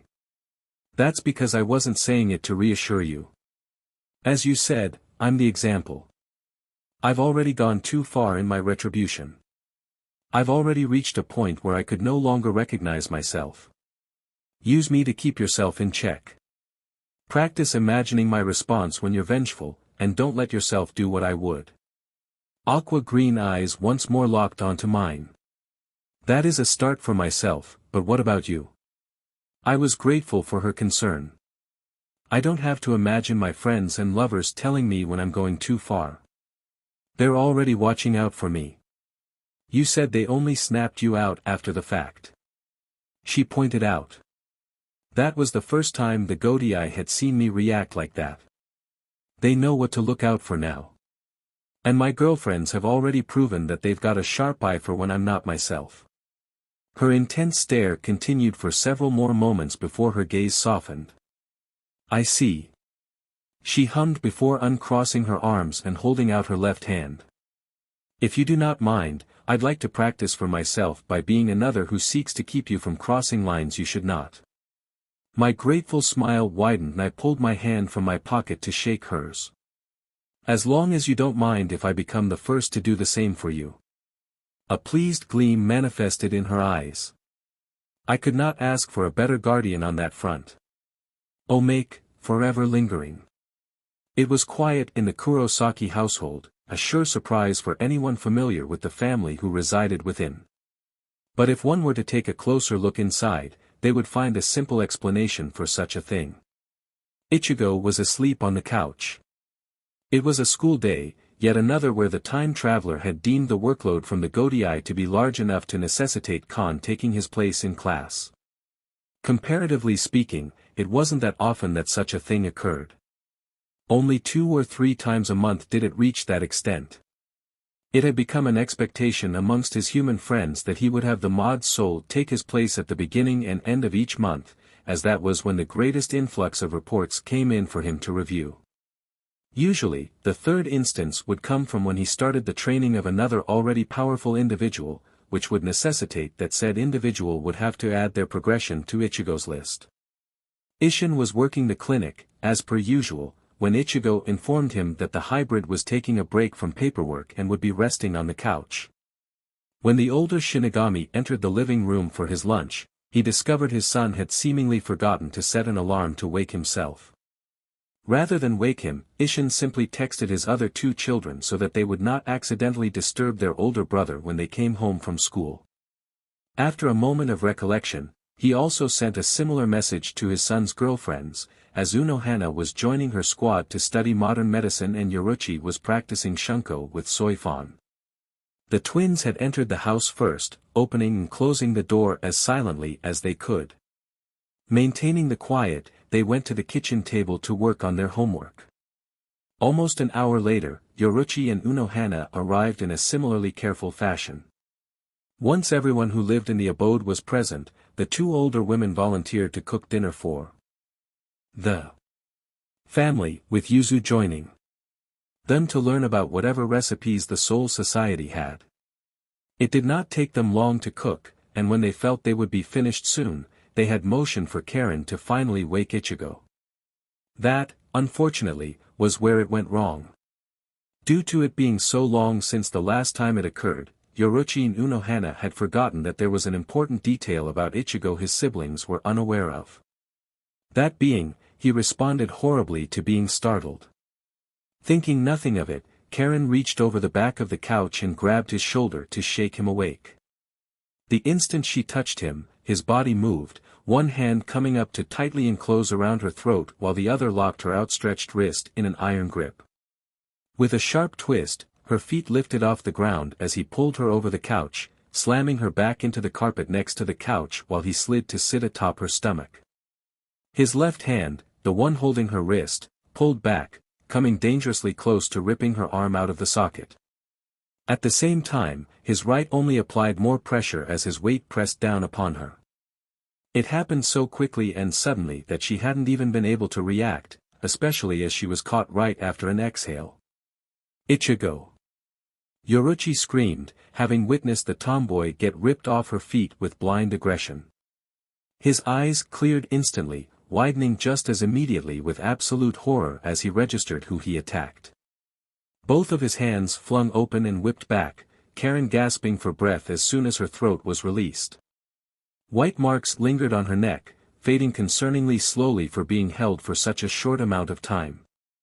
The honey-eyed man's legs tensed in preparation to bodily pull away from his sister, only to forcefully relax a second later.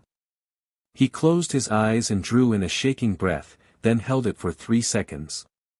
His exhale was equally as shaky as his inhale, though it was drawn out over 5 seconds. The girl beneath him watched silently, intently vigilant of his response. He repeated a pattern of inhaling for 3 seconds, holding for that same amount of time, then releasing for 2 more times. By the final round, the shakiness was gone.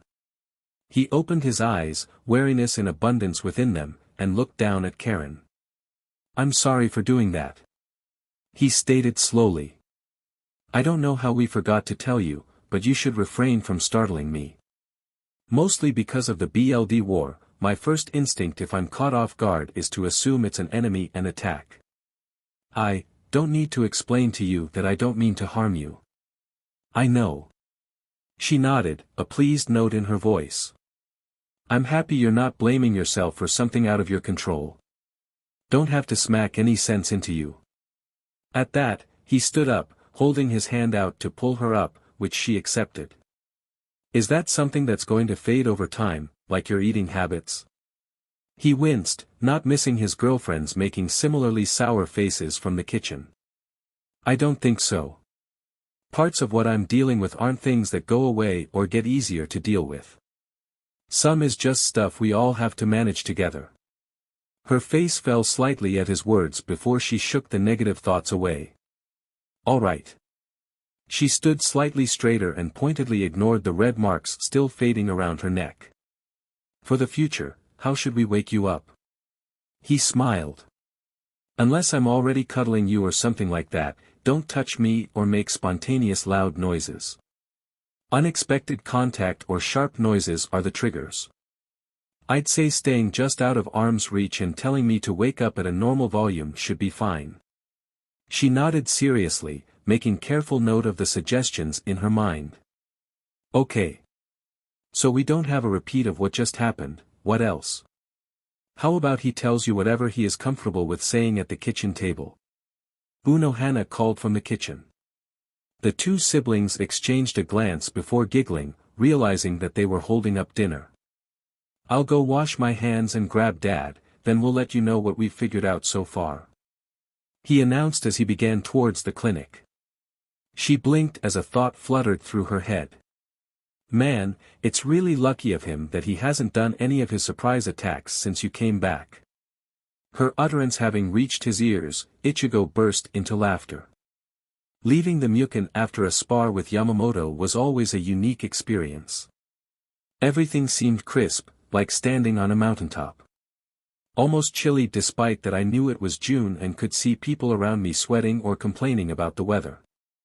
But it was difficult for the first few minutes to perceive anything as hot after fighting in a space where the air was burning away and my opponent was practically the sun molded into human shape.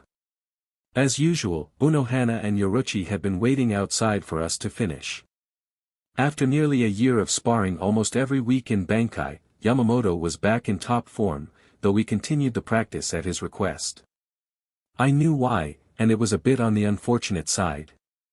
He could tell that I needed something to push myself against, to receive the satisfaction of a good fight, but even he wasn't enough to reach that threshold for me. The bearded captain could decipher that, but we both understood that he was the best I was going to realistically get, so we maintained the habit of meeting up every Saturday morning we could. As usual, a good match, Kurosaki. The ancient captain breathed, the lightness in his tone always at its most pronounced just after our spars. I had apparently been just what he needed to be more relaxed and at ease, and it showed in how he seemed more open to letting down his guard. Before me, Unohana had been just about the closest he had to someone who could keep up with and understand him, but she notably fell short in most cases. Unlike him, she hadn't even had someone to be emotionally close to until long after their first encounter with Yhwach, and thus couldn't have understood what it was like to lose someone like that in a war. She also was poignantly weaker than him and stood no chance if he were to break out his Bankai. Someone like me, who had the power and guts to stand up to him, as well as similar emotional experiences, was a perfect match. His appointing me in a position where I could take the reins wherever he faltered was a now obvious sign of trust and appreciation. That it was, Yama. I agreed, the four of us walking side by side towards his office. I had learned quickly to simply discard most of my clothes before my spars with him, though since he lacked the battle-lust Unohana and I possessed, he always forced me to keep my hakama on. This meant that Yoruichi held Zangetsu while I slipped my robes and armor back on, the bearded captain pointedly ignoring the display. Are we good for next week? It remains to be seen.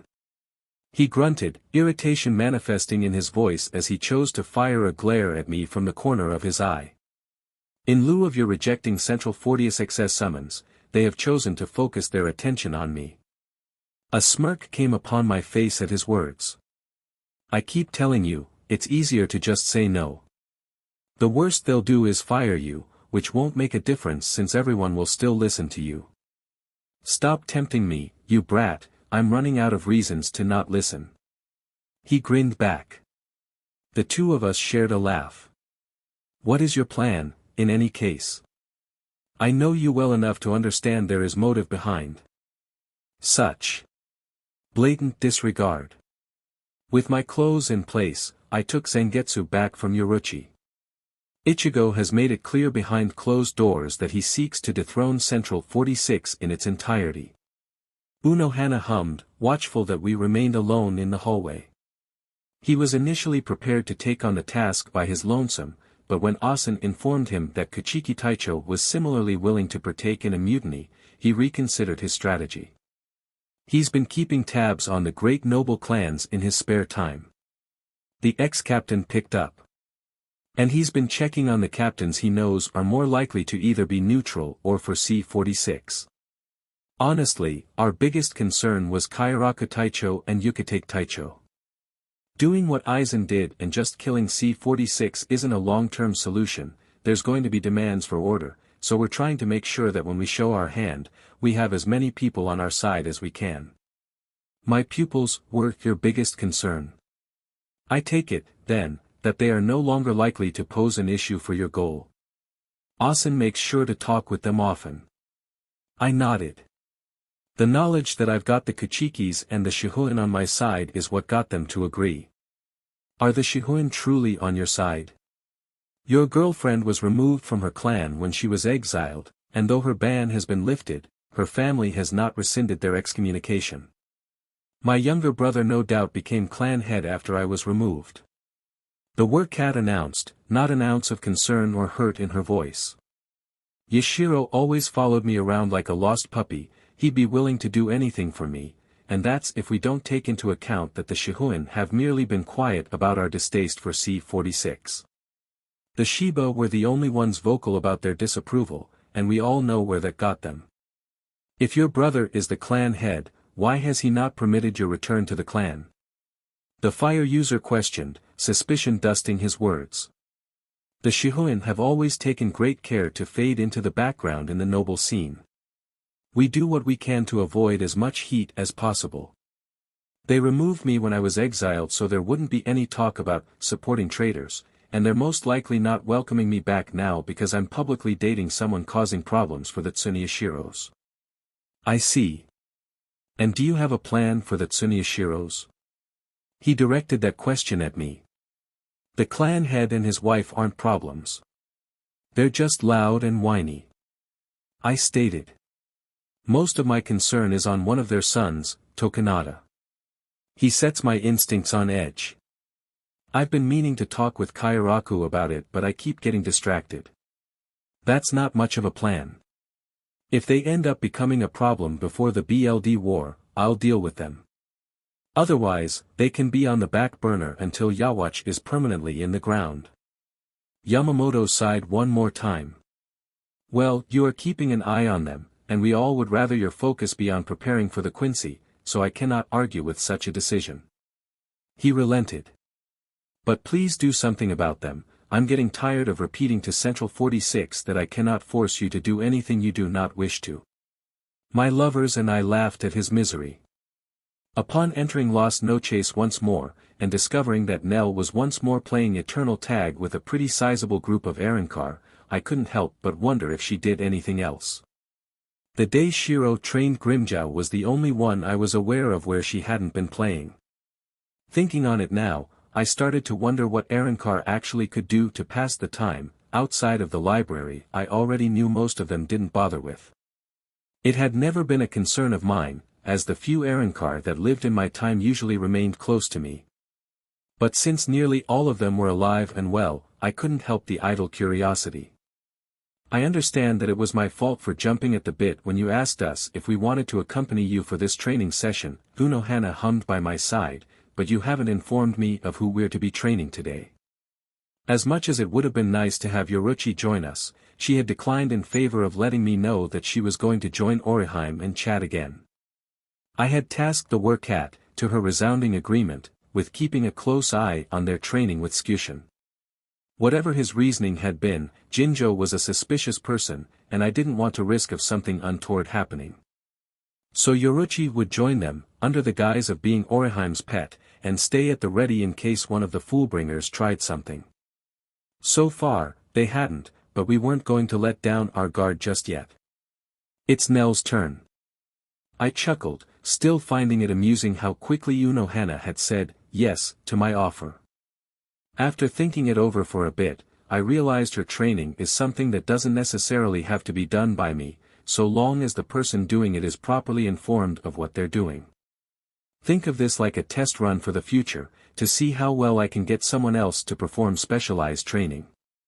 She nodded sagely at my explanation. If this succeeds, you can start providing instructions to the captain so that they may be able to train their own subordinates rather than having to go to each individual yourself. It would massively improve training for the Godai 13. I'll still come around for personalized training on members of the Godai, but yeah. If this turns out well, I'll feel confident trusting most of the seated officers to their respective captains. High-demand general training is all unseated Shinigami need, to have them all unlock Shirkai and increase the baseline. As time goes on and things become less chaotic, we can afford more attention to unseated, but right now, as Asen said, it's more important to make our strongest fighters stronger than to bring the weaker up to par. That it is. The first Kenpachi supported. So what shall I be doing for Nellio-san's training? She latches onto her humanity too much. I informed. She tries to ignore and disregard her hollow side as much as she can. She's no pacifist, but she'll only treat combat as a last resort after all other options have been exhausted. My girlfriend's eyebrows furrowed. She associates combat with savagery, then. She suggested, to my nod of confirmation. I see. Similar issue to Sato-kun, but far more grievous. He suppressed his bloodthirst due to a combination of fearing what he may become were he to give in, as well as out of respect for his grandfather. Nellio-san seems to believe it to be a trait fitting for beasts, and wants to distance herself from it as much as she can. Why, then, were you originally going to train her rather than Shiro-kun? Was her inquiry. He's too abundantly hollow. I smiled at her question. While she would consciously understand that we wouldn't be trying to teach her that lesson without good reason, I don't think she'd be able to stop herself from disregarding a hollow trying to tell her it's okay to like fighting. In opposition, you're far more genial and collected. The captain of the fourth understood. It would be more difficult for her to ignore the words of someone whose opinion she would value. Even further if that person were to demonstrate that they, too, enjoy the thrill of combat. Yup. Hence, why you asked Yoruchi-chan and myself. Yoruchi-chan is openly playful and teasing, something she extends to spars to make them seem less gruesome and ominous. She would help in making friendly practice seem like a game, rather than a test of strength. While I am generally polite and motherly to those around me, but vicious and brutal in combat. The cognitive dissonance would be too much for her. Exactly. My grin widened as we were nearly upon the group playing tag. By the way, no knives. Her pout was instantaneous. I wouldn't have drawn them. She attempted to defend. You use them when you're bored, and none of the espada come close to you in strength. That's quite derogatory to them, don't you think? Kenpachi would have been able to kill Yami in that ogre form by himself by the end of our first training session with him, and that form is arguably the most powerful form any Arrancar has taken to date. Her pout deepened into a disappointed frown. 2 knives. She haggled. To use at my leisure. She's not even going to make you use Bankai. I bartered back. No knives. 1, and if I throw it, I cannot reclaim it. We met each other's eyes. 1 knife, that you can't reclaim after throwing, that you have to throw in the first 5 minutes. Pools of sapphire bore into me as she thought it over. 10 minutes, but I must reveal that I have a knife before we begin. This time I was the one staring as I thought over the offer. Deal. I accepted, to which she smiled with satisfaction. The two of us then turned to the game, which had noticeably stalled due to our presence. Nell was the one to come up to us, a beaming smile on her face, which was directed at me more than Unohana.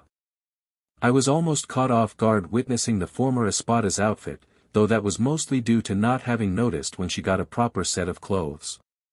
It couldn't have been her original Espada outfit, there was too much color. She wore a white unitard, with red pauldrons covering her shoulders and white fur lining the leg holes, which I couldn't help but think might be uncomfortable after long stretches of time. Around the neck was a fur collar, the same shade as her hair, and she wore white arm-length sleeves which had white fur over the elbows and aquamarine fur over the biceps. To complete the outfit, she had white stockings with, once again, fur lining the edges matching her hair. Her zanpakuto was sheathed at her left hip. Great to see you, Ichigo. And you too, Unohana Taicho. She chirped. What brings you to Las Noches today? You're the next one on the chopping block. I answered. Unohana volunteered to come along to help out with your training. There was a flash of confusion on the Arrancar's face as she presumably tried to figure out what purpose a third party might serve for her training. It didn't last long, though. I figured she deferred to trusting my judgment and accepting I had good reason. Sounds good. Do we need to take this somewhere else? I turned back to my partner at Nell's question, silently asking if she felt the need.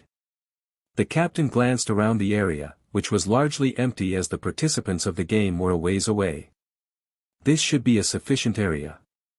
She concluded. We are a fair distance away from the others, they are not likely to be drawn in. I feel certain that Ichigo would prevent such a thing anyway. I nodded in support of her statement. I asked Unohana if she was up for helping today as a sort of test run. I informed the former third, we're seeing if I'm able to explain to someone else how to perform specialized training sufficiently enough that it's successful without me having to be the one to do it. If it works out, I'll write out individual lesson plans to send out to the captains so we can massively increase productivity in the way of training. Nell's face brightened immensely at the explanation. That sounds amazing. That'll free up a lot of your time and take a lot of pressure off your shoulders, right? That's the idea. Was my agreement as I stepped to the side, making room for the two of them. I'll still have an immense amount of paperwork, there's no avoiding or relieving that, but it'll free me up a lot to only have to check in rather than get people started. So, I'll be on the wayside for this.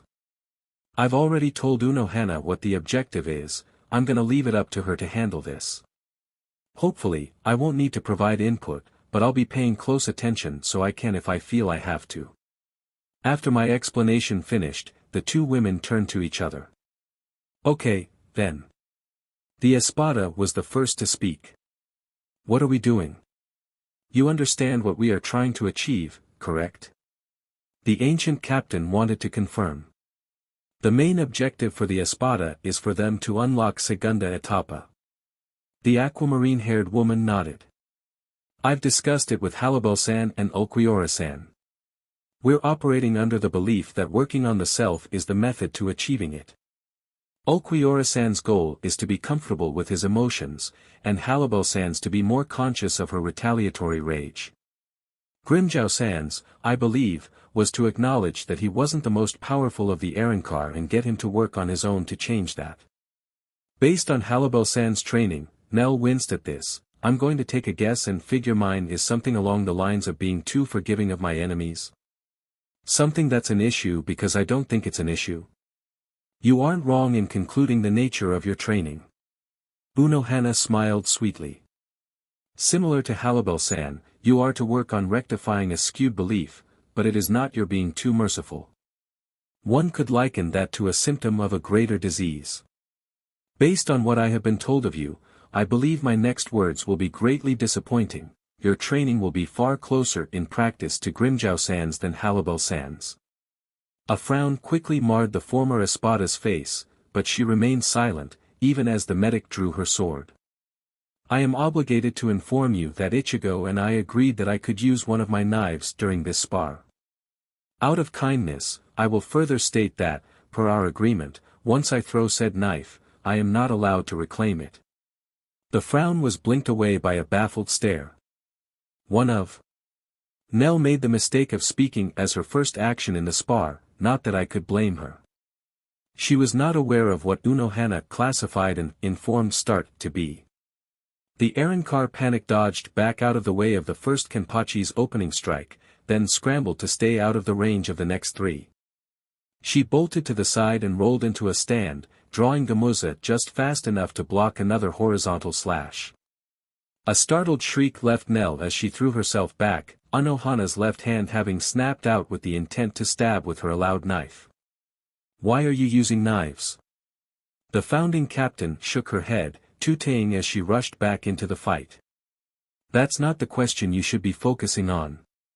She sighed as she, to me, lazily swiped and stabbed at her sparring partner. The vedette was barely capable of successfully defending. This training is for you, after all. You've already deciphered what the general intent is, and I'm sure you already understand that simply telling you offers far less growth. Think, dear, why would your training necessitate combat when your counterpart Halibel does not? The older woman pushed as she left a shallow cut on the outside of Nell's right arm. She then frowned. That was less resistance than I was expecting. Is there that much of a difference between Ichigo's Hierro and others? I've never wanted to be the most powerful. Nell seemingly chose to ignore Unohana's last comment. I never even wanted to become an Espada, just to be strong enough to keep Pesh and Dondochaka safe. I know that there are people out there I couldn't possibly protect them against, but I don't need to be omnipotent out of some misguided belief that I have to protect them against everything. I'm content in the day-to-day, and I know that I have friends who can take care of the things I can't handle. Her own frown dominated her face as she continued thinking aloud. I don't need to be stronger. I have no reason to fight right now. I caught the sharpening of Unohana's eyes from where I stood. Why is it that you feel the need to have a reason for growing stronger? The woman pressed as she darted out of the way of a thoughtlessly fired bala, shutting down Nell's desperate attempt to create some breathing room with ease. Do you feel no satisfaction in self-improvement? Do you have no pride in your own strength? Hazel eyes narrowed, though the impact of her bubbling irritation was lessened by the fact that she was unable to get any ground on the far superior fighter. Why should I have pride in how much destruction I can cause? How much pain and suffering I can invoke? Why should I want that capability to grow? She demanded. I'm able to accomplish everything I longing to with the strength I have now. I'm not going to be one of those power-hungry fools who seek strength for no other reason than to be stronger. While she held back Minazuki, she was unable to protect against Unohana's knife, leaving a shallow cut along her abdomen. Why is it foolish to want to better oneself? The captain challenged. You demonize strength, acting as though it is something so volatile and malicious that one would be better off in its absence. Is there truly an issue with one desiring to have more than what they can get by with? I know you're trying to twist it to sound better. Nell glared. That concept doesn't apply universally. Anyone would want security over basic survival. There's always a point, however, where that security turns into greed, into hoarding, into wastefulness. You can accomplish far more with civil conversation than mindless slaughter. There you go again. Her opponent chided. Applying reason to fighting. Why can someone not merely enjoy testing themselves? Why can they not relieve themselves in the straightforward simplicity of a spar? Why is it that you treat fighting as though it is something reserved for mindless beasts? Because it is. I couldn't help but watch in awe at how smoothly Unohana was able to weave the words out from her. The existence of a hollow, especially any Minos, is defined by ceaselessly killing and eating, for no reason than some ephemeral need demanding that they must. It's a stupid, hellish cycle of meaningless violence perpetuated by some ridiculous part of our design that insists we devour each other just to maintain our ability to think. How they can evolve to Arrancar, where they no longer face the threat of losing sentience if they do not slaughter their brethren, and choose to maintain such habits is beyond me. And what of Shinigami, who possess no such biological need to consume, yet still engage in combat? The medic kept her prodding simple. They're the guardians of pluses, and ones designated by the Soul King to maintain the balance of souls. Nell's answer came easily. They must grow stronger to be capable of cleansing hollows. They must remain more powerful than their enemies, as those enemies threaten the balance of the worlds and mean to destroy everything. Their strength is reactionary and understandable. A questioning eyebrow raised on Unohana's face. So Shinigami are validated in growing stronger to combat their foes, yet hollows are foolish for growing stronger to maintain their existence. Hollows are forced into a situation where it's do or die. They aren't given a choice and can't be faulted for that. Arrancar possess no such ultimatums. They can choose to be better than vindictive, ravenous monsters constantly trying to measure better than those around them. Are you claiming there are no Shinigami who do choose to act like that? The first Kenpachi purred sadistically. Because you would be quite incorrect. Another hammering flurry of slashes beat upon Gamuza, the poor Espada barely managing to keep her arm up beneath the assault. A cry of pain escaped the verdette from Unohana's knife finding its way into her right side, before she was brutally kicked off. I set the standard, after all. Hazel eyes widened as she cradled her new wound, her blade held up at the ready for the next attack. You, what? Her voice trembled. Sapphire eyes gleamed with bloodthirst as she whipped her knife hand towards the ground, flinging the BLD onto the ground. It might do you some good to pore over Soul Society history, Neliel-san. The ancient captain began. Before the Gotei 13 were ever protectors, ever balancers, we were a gang of prolific killers, banding together only to ensure we had no concern over killing each other. Behind Yamamoto Soteicho, I was the most powerful, infamous for how insatiable I was in my quest to find anyone who might offer a challenge. There are thousands of corpses to my name, dear, and I am speaking of pluses. But, why? It was clear that she was struggling with cognitive dissonance, trying to find some sort of justification for why Unohana was the way she was. Everyone's motivation for strength differs, and in my experience, there is no reason that is invalid. The raven-haired woman hummed.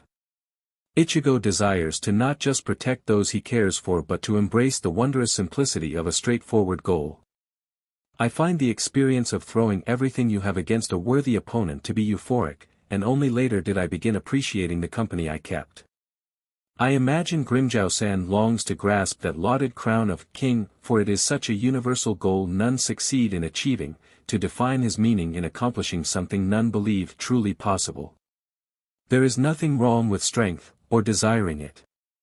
Nell bit her lip as she fought to come up with an argument to the first Kenpachi's words. Why is violence such a universal constant? Why can people not understand there are better ways to push your limits, better ways to protect your allies, better ways to enjoy yourself? Why can you not understand that's not the point of violence? Unohana rolled her eyes, true irritation within them. I've been trying to impress into you, there is no reason to fight. There are excuses.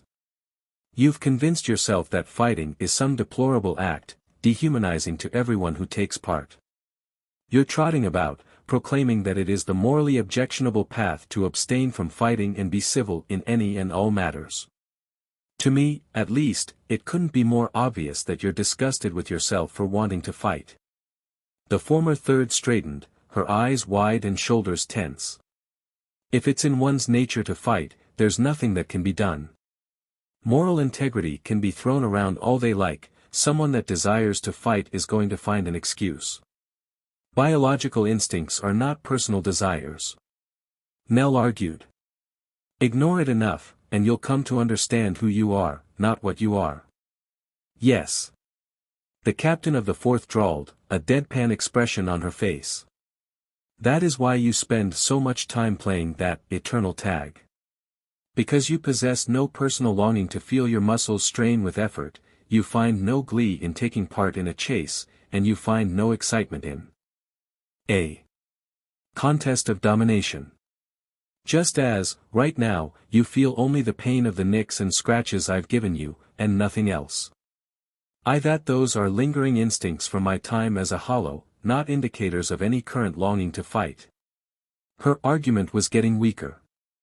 Of course, which is why I, a pure Shinigami who is not even a hybrid like Ichigo, have the exact same cravings. It must be something the Soul King ingrained into you so that you would be able to be strong to fight against your enemies. It was that argument which visibly finished the last of Anohana's patience.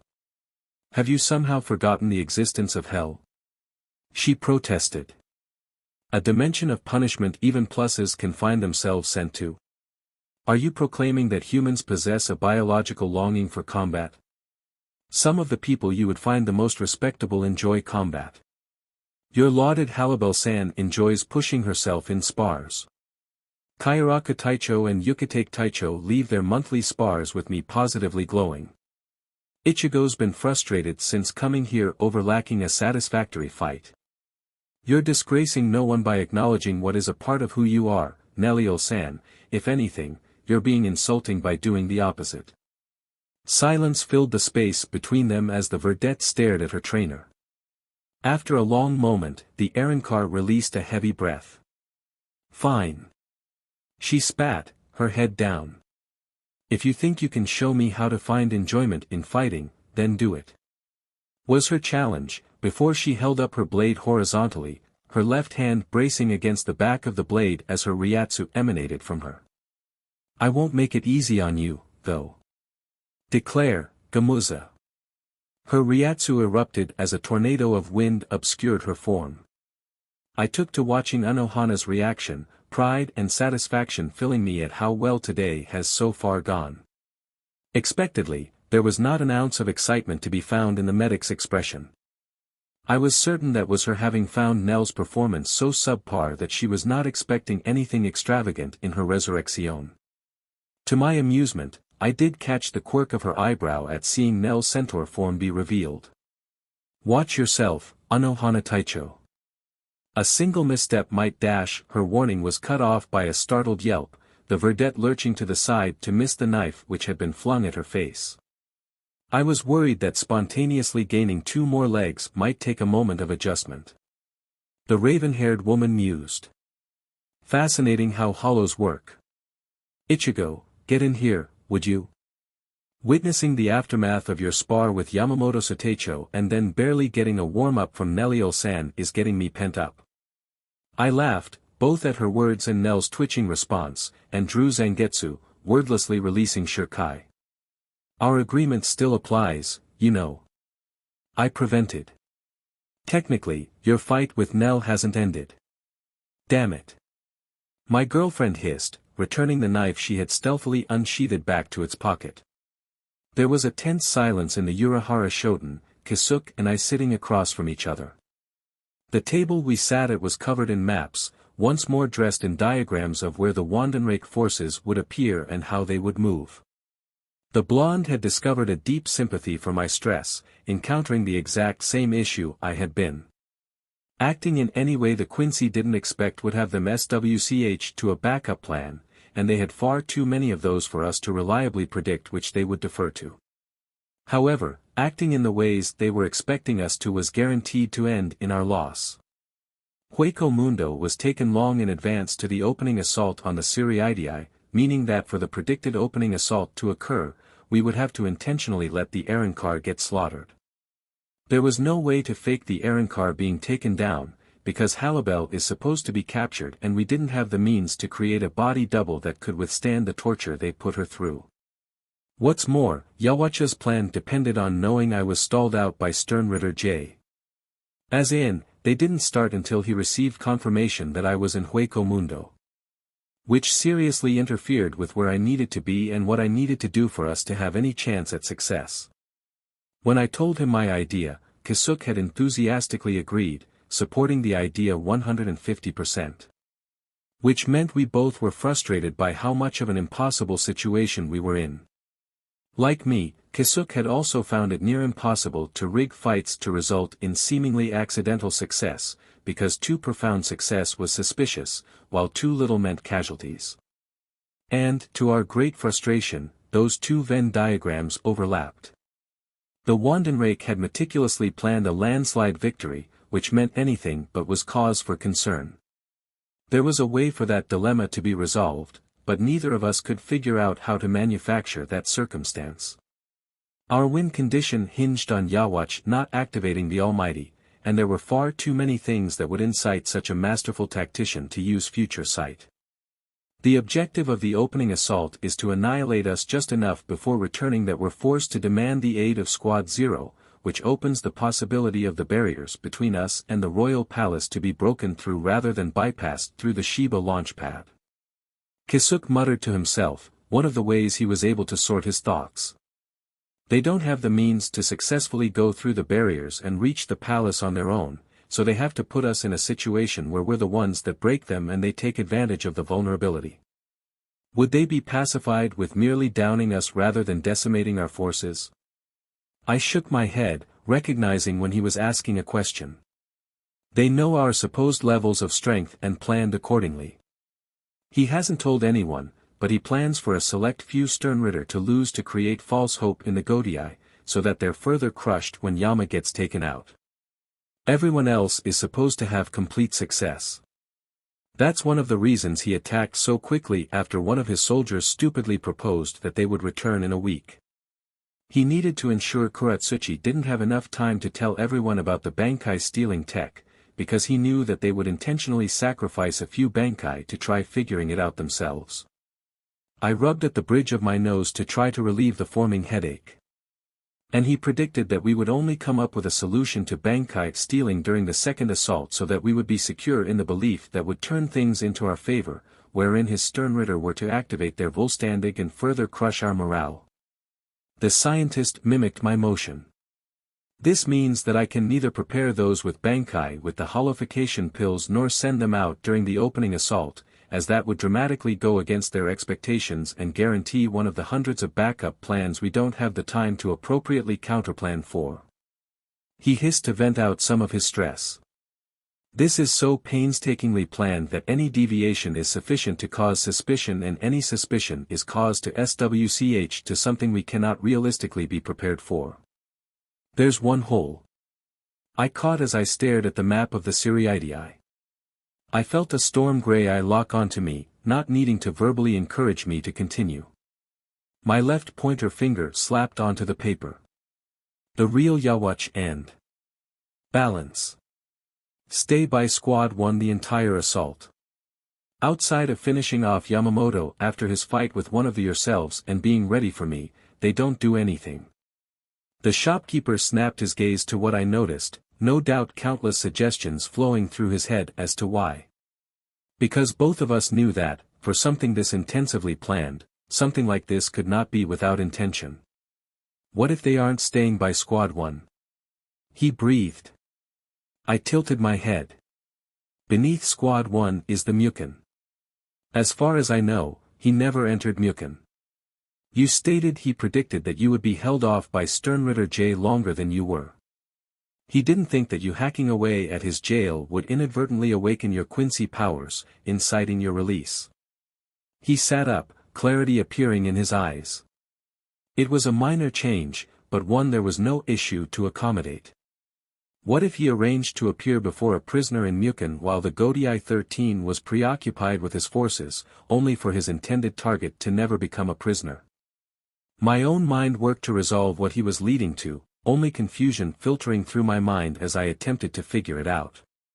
What if his plans concluded that you would defeat Aizen, not kill him?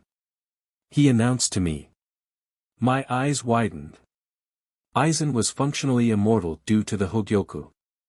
No one was able to figure it out until after I killed him, but the Hogyoku had made it so that his life force was directly tied to his Ryatsu. No one had expected that when I got him into an endurance match and drained all of his Ryatsu, he would keel over. I thought aloud. He must have understood that Central 46 would throw him into Muken without any idea on how to kill him, so Yhwach would have been able to have a private conversation with him. He was one of the original 5 special war powers, so he would have probably tried to recruit Aizen to his side to remove the threat. With Aizen being killed instead, that removed the objective he initially had for being at that location, but everything else had been sufficiently figured out that he felt no need to offer assistance. He was largely just waiting for it to be over. Kisuke picked up. And since that didn't disturb his plans literal days before he went to enact them this time, that means there's a gap he has the time to rectify. I felt my skin pale.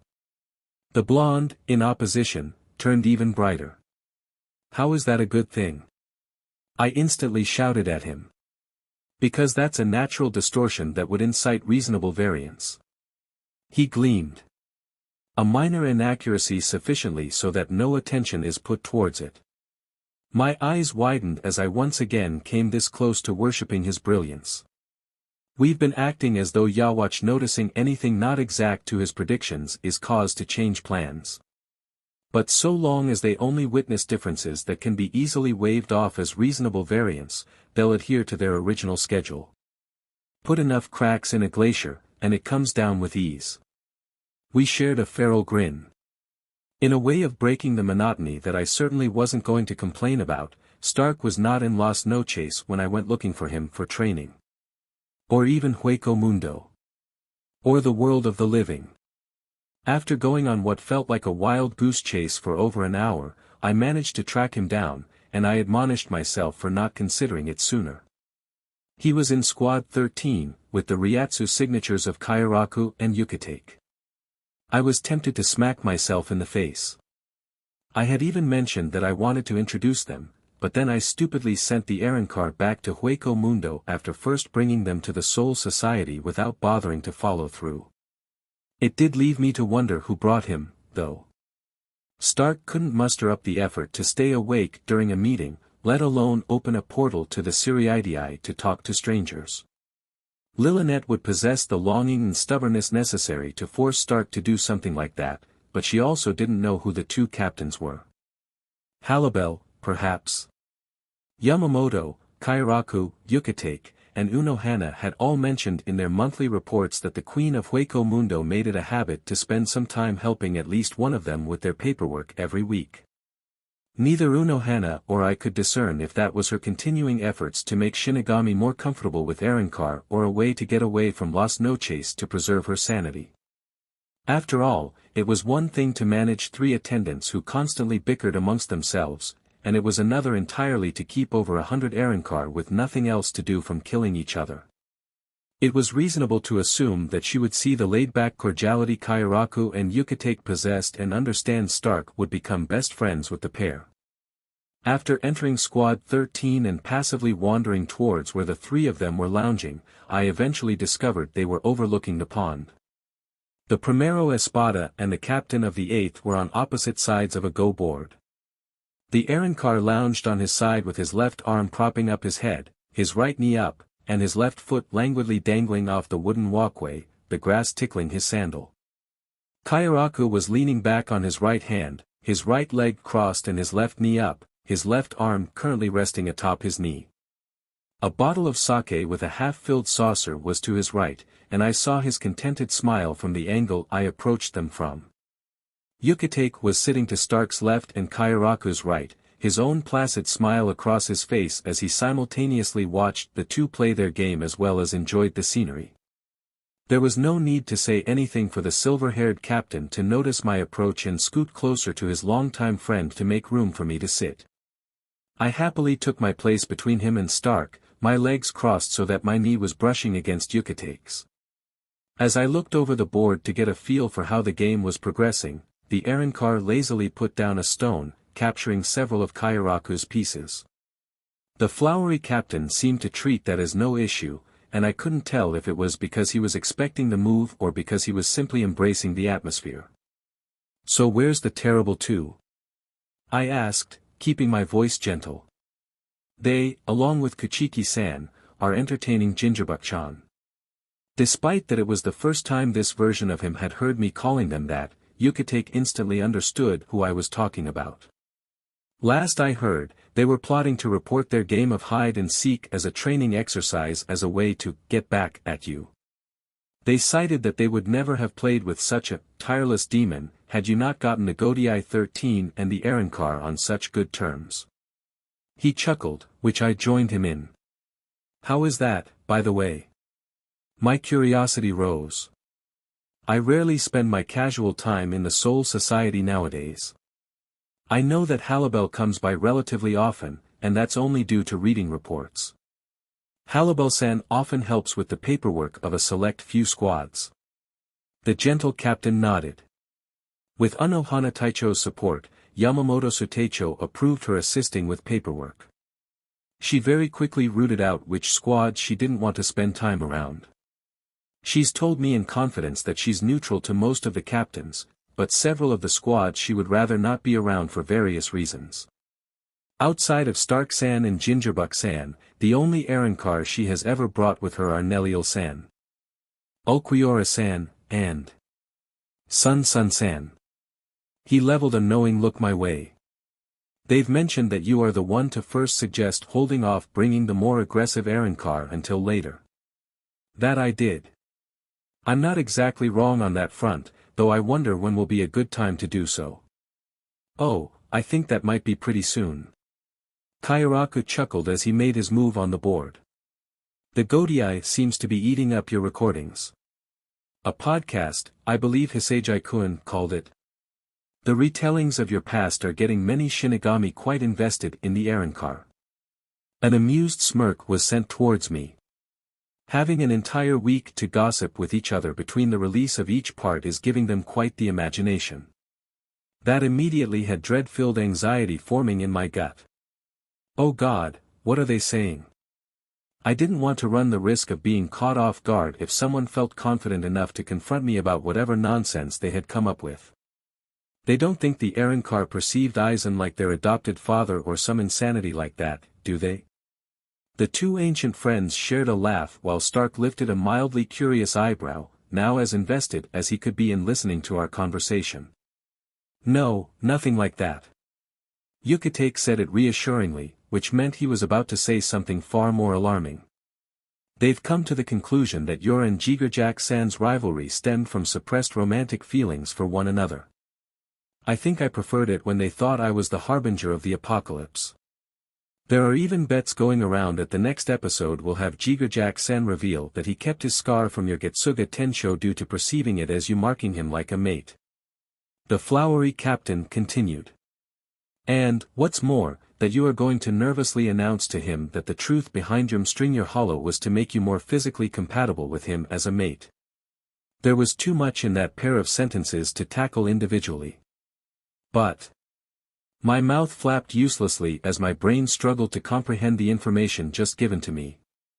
"I'm dating Unohana and Yoruchi." The sickly captain maintained his calm upturn of the lips. In the face of Kotetsu Fukuteicho's and Soifan Taicho's firm confirmations, the Shinigami have begrudgingly accepted your relationship is not a front to hide your homosexuality. I don't know who, but someone was going to die for initiating such a stupid belief. Ignoring everything else, if I had been gay, I certainly wouldn't have pretended otherwise.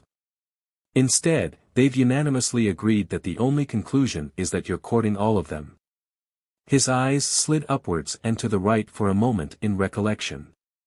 As well as a few others. Who? I couldn't help but demand. The full list is different depending on who you ask. Kairaku spoke around a sip of sake. Some of the constants are Kenpachi Taicho, I wanted to retch at the thought, Yamamoto Suteicho, I did retch at the thought, Ishida-san, what? And Halibel-chan? Why? Was all I could get myself to ask. Kenpachi Taicho is the most universal. The man who possessed a god instead of a pair of lungs had a sympathetic expression for my pain. In their minds, it's impossible to mistake the relaxing of his savage demeanor as being anything other than finding a romantic partner in both yourself and Anohana Taicho. You could easily find someone willing to give an entire speech citing all of the evidence for why that must be the case. Yamamoto Taicho is largely similar. Many would bring up how you both are beleaguered by the trauma of war, how he's given you a position of power all but equal to his own, and how you are the only one even comparable in power to him amongst the Godai 13. My skin crawled in revulsion. Ishida-san is almost entirely headed by how you two bicker, both in your retellings and when he appears as a guest in the episodes. Halibel-san is frequently assumed due to you acting as the bridge between herself and the Godai. Some even have concluded that the entire reason she is so willing to cooperate with us is due to wanting to appear more responsible and mature to you. The fact that she's confirmed her training stems from being too similar to yourself did not help matters much. I dreaded to ask, but I would think of something far worse if I did not know the answer. How involved is the SWA in this? I sighed defeatedly. Yukate's cheeks pinked slightly. They have released several, he coughed into his hand meaningfully, adult publications with yourself as the protagonist. To my knowledge, there are quite few public figures that do not star in those publications with you. They're making money selling pawn of me? I shouted. Considering they are the ones who do all the work, Kairaku tipped his hat. I'm astounded at how many members of the SWA appear in those raunchy comics of theirs. I'm not. My shoulders slumped in resignation. I have no doubt that Yoruchi is the one fueling the fire. She and Unohana are no doubt the ones convincing everyone that it's just drawings because they know the more they'd have by the time I inevitably found out about this, the funnier they would find my blow-up. Being the center of attraction ain't all that it's cranked up to be, eh? The flowery captain teased. I never thought it was. I groaned. I hate being the center of the gossip storm. It's all misinformation and assumptions. Once again, the longtime friends laughed good-naturedly at my complaints. Kairaku refilled his cup as Stark performed another move, prompting Yukatake to lift a hand to his chin to consider the play. I took advantage of the lull in conversation before it could pass. Anyway, the reason I'm here is for Stark. The Arrancar shifted his gaze to look up at me but made no move to adjust himself. Did Halibel-san request my presence or something? Those were the first words he had spoken since I came. There's no use in pretending you're clueless, was my responsive hum. If anything, you know far better than any of the other Espada. I could tell both of the veteran captains raised their eyebrows in interest. The conclusion was easy to reach, and above that, they were smart. All four of us knew I was here for Stark's training to achieve Segunda Etapa. Two of us knew exactly what that training was supposed to be, and we both knew why. The Primero focused his gaze on the board, despite the fact that his opponent had not taken his turn yet. He was remarkably good at putting out the airs of someone who was completely disassociated from the rest of the world. But I knew the truth. He slept far less frequently than anyone, even Lillinette, could realize. So much more often, he simply absorbed what was happening around him, maintaining awareness of everything and only breaking the illusion when he couldn't afford not to. Nearly constantly vigilant of potential dangers to the other half of his soul, and not exclusively direct ones. The man always had an ear out to listen if anyone happened to have any gripes with Arrancar they might be willing to act on. There were many, I knew, who were grateful that Stark and Lillinette, coincidentally, never crossed paths with them. From my time, I was aware of the jokes people had, about how the two must have shared a soul for how often Stark would wake up and drag Lillinette off right before people lost their patience with her. So many had thought that his lingering around certain squads was simply because they were the quietest places. To sleep, rather. Then the places which most easily accepted them. Even the girl herself didn't know of the passive protection he provided her. The primero was incredibly intelligent and just as observant. I knew that he was thoroughly aware of the Espada training, as well as the method we had figured to achieve it. And, most importantly, I'm certain he had long since figured out exactly what his training was meant to be. I don't think I do. He muttered, but he also knew I would only allow him to dance around it so much. I don't have segunda etapa, isn't that a pretty clear indicator that I don't have it figured out? You don't sound too horribly beat up over it. Kairaku's pondering analysis made me grateful that I had the company of two of the oldest, most mature, and most intelligent members of the Godai with us. Jushiro and I have had some wonderful conversations over tea with Halibal-chan the past few weeks. We're aware of the theory Arankar Zanpakuto function in parallel to Shinigami Zanpakuto.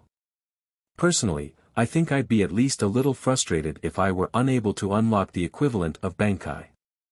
Especially if its release hinged on understanding and working at a fault in myself. His brother-in all but BLD furthered. Not everyone's is obvious. The lounging man defended, though not due to being self-conscious. Halibal-san and Nelio-san both have to work on aspects of themselves they didn't think were holding them back. Faults they incorrectly believed were strengths. I sensed the two captains turn to me, allowing me to lead the conversation since they did not have the knowledge necessary to reach the answer. That's true, but there's a poignant difference between the other Espada and yourself. I kept my words gentle, emphasizing that I was actively trying to not be accusatory. The others had to understand that the behavior they adopted was harmful to themselves. You have the unique circumstance where you know the reason you exist is because of your problem. The three around me fell silent at my words. The two Shinigami were contemplative and observing, clearly attempting to resolve the answer using what they were given. Stark, in contrast, had withdrawn once more into himself, again seeking to paint the illusion that he had stopped paying attention. We've fixed that since then. The wolf spoke quietly once he realized I was content to wait for his response. The reason you don't have segunda etapa, then? All I needed was to raise an eyebrow questioningly alongside my counter. The eyes of the captains ping-ponged back and forth between the two of us, aware that they needed only one crucial piece of information to piece the whole puzzle before them. I decided to help them along. Kairaku, Yhwach, in case you weren't aware, Coyote Stark and Lilinet Gingerbuck are the only naturally occurring Arankar amongst their number. They nodded, patiently waiting for the clincher. Thankfully, Stark seemed to take no issue with me announcing it. As you know, Arankar are the result of high-level hollows breaking off their own masks to give themselves more power. Stark and Lilinet is just that, only taking it a step farther. To my great unsurprise, it did not take them long to understand from there. You broke off part of your own soul. Yhwach breathed. Why? Companionship. The man was forthright with the information. We were too strong as a hollow, too strong even after we split. Our Ryatsu was so great that it killed anything that even entered a certain vicinity of us. We were despairingly alone, unable to find someone we could even talk to. So we ripped ourselves into Coyote Stark and Lilinet Gingerbuck. Kairaku tilted his hat down to block his face from us while Yhwach's shoulders sank in mournful empathy. I see. The silver-haired man's voice was woeful. When you discovered that the theory to unlocking segunda etapa hinges on resolving lingering issues, there's really no other conclusion to reach. What that conclusion was did not need to be verbalized. I was sure both of the Shinigami with me understood it might be too painful for the Arankar. The primero nodded mutely, his eyes unwavering from the board. I'm sure you've been faced with this argument before. The wolf's voice was soft, but why do we need more strength? With everyone present aware of his circumstances, he clearly had stopped bothering with referring to himself and Lilinet as truly separate beings. I couldn't blame him for asking, not for something like this. Not for someone like him. In the face of that, I couldn't bear to be anything but straightforward with him. I'm sorry to say the main reason is simple strategy. As expected, he withheld his reaction, waiting for me to completely explain myself. If you're preparing for a war, you don't stop at what you assume is good enough. Your only restrictions are the resources you can use and the time you have to use them. In the face of war, fighters are a resource indistinguishable from weapons and fortifications. The espada placed down another piece on the board. If you can sharpen a blade, that's what you do. He hummed his understanding. You don't want to find out in the middle of a fight that your negligence is the reason you're going to die. I'm not going to fault you for that, not when the reason we're in this situation is because we weren't sharp enough before. Especially when you've lost previously, it's better to over-prepare than under. How did we die before? My wince pulled at my face. Coyote Stark died against Aizen in the final year of the Winter War. His eyes snapped onto me, blue-gray pools strong. I would not do him the disservice of stopping there.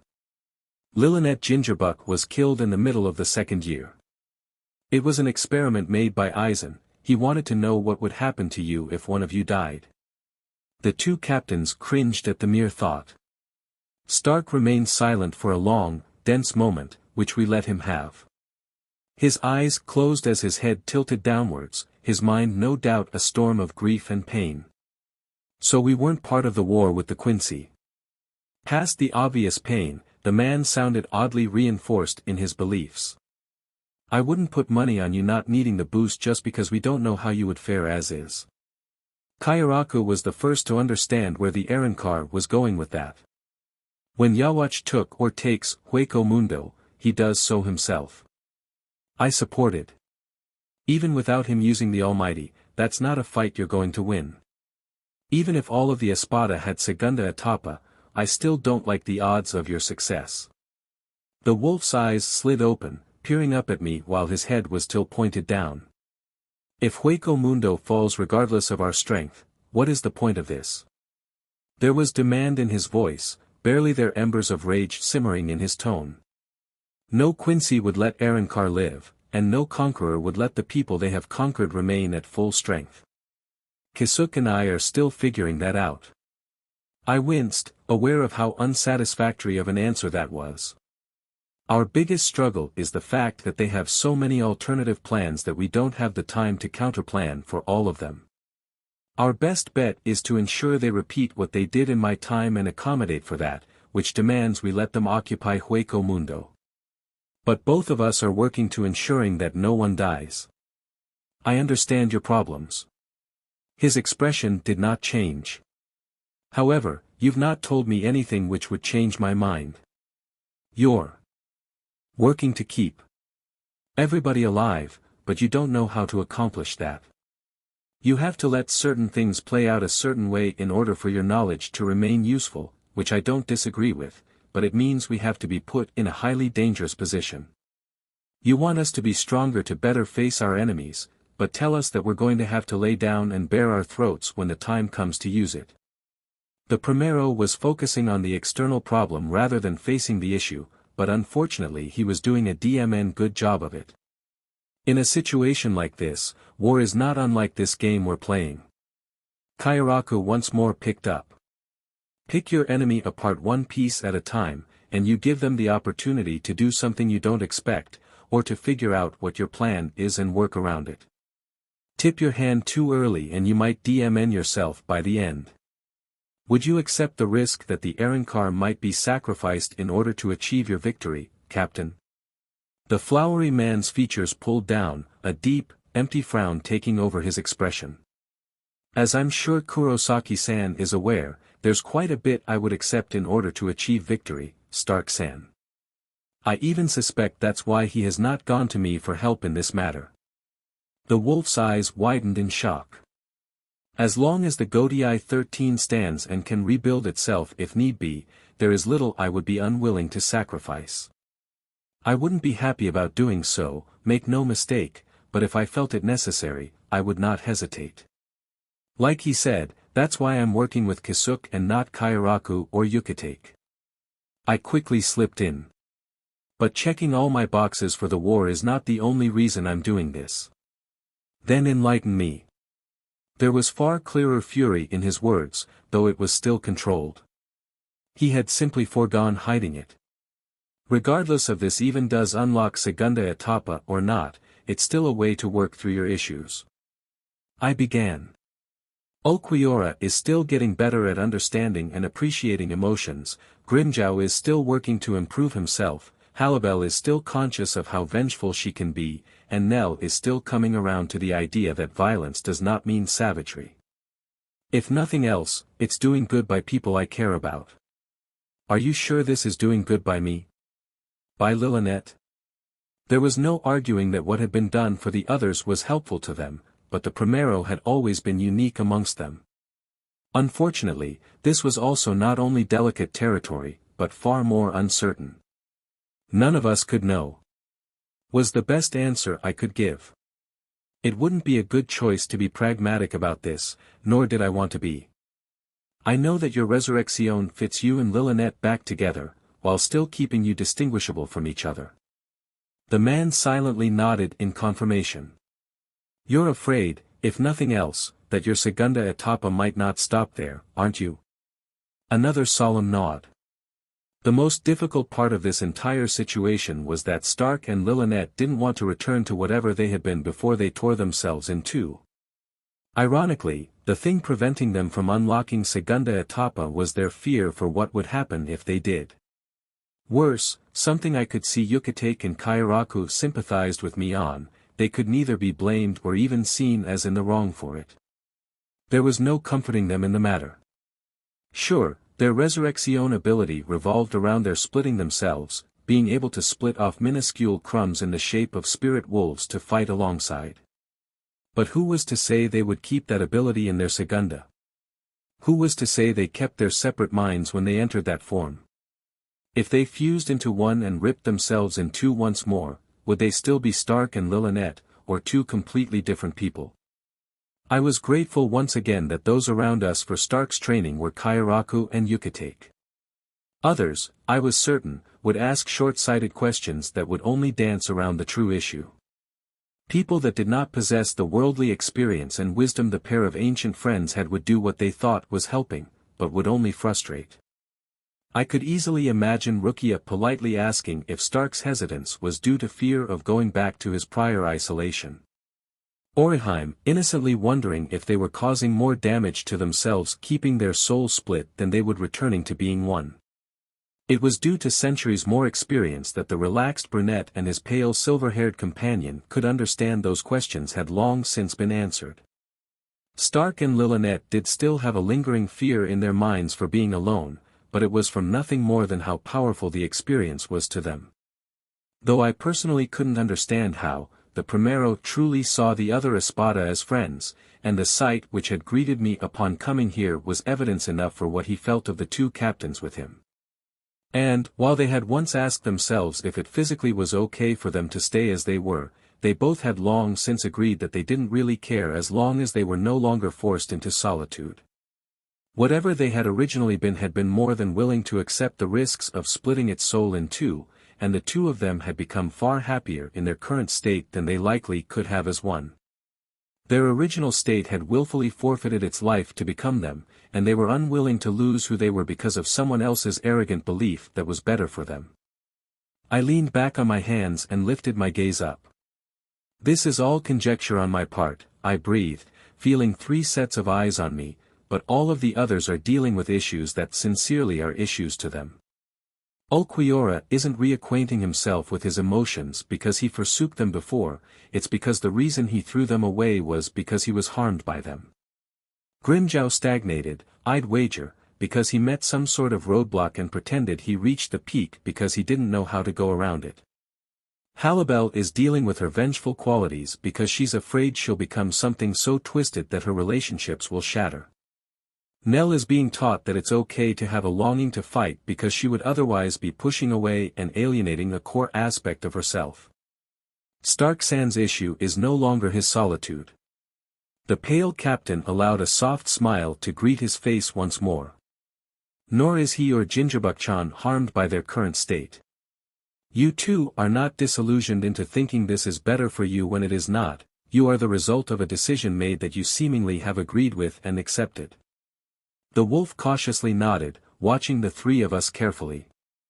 If Segunda Etapa represents, as I've been told by Halibut-chan, the completion of a hollow's journey, Kairaku grinned while tilting his hat back, then it simply doesn't make sense for yours to be going against all of that. I smiled once more as a thought returned to me. I think your training might ironically be the simplest to complete.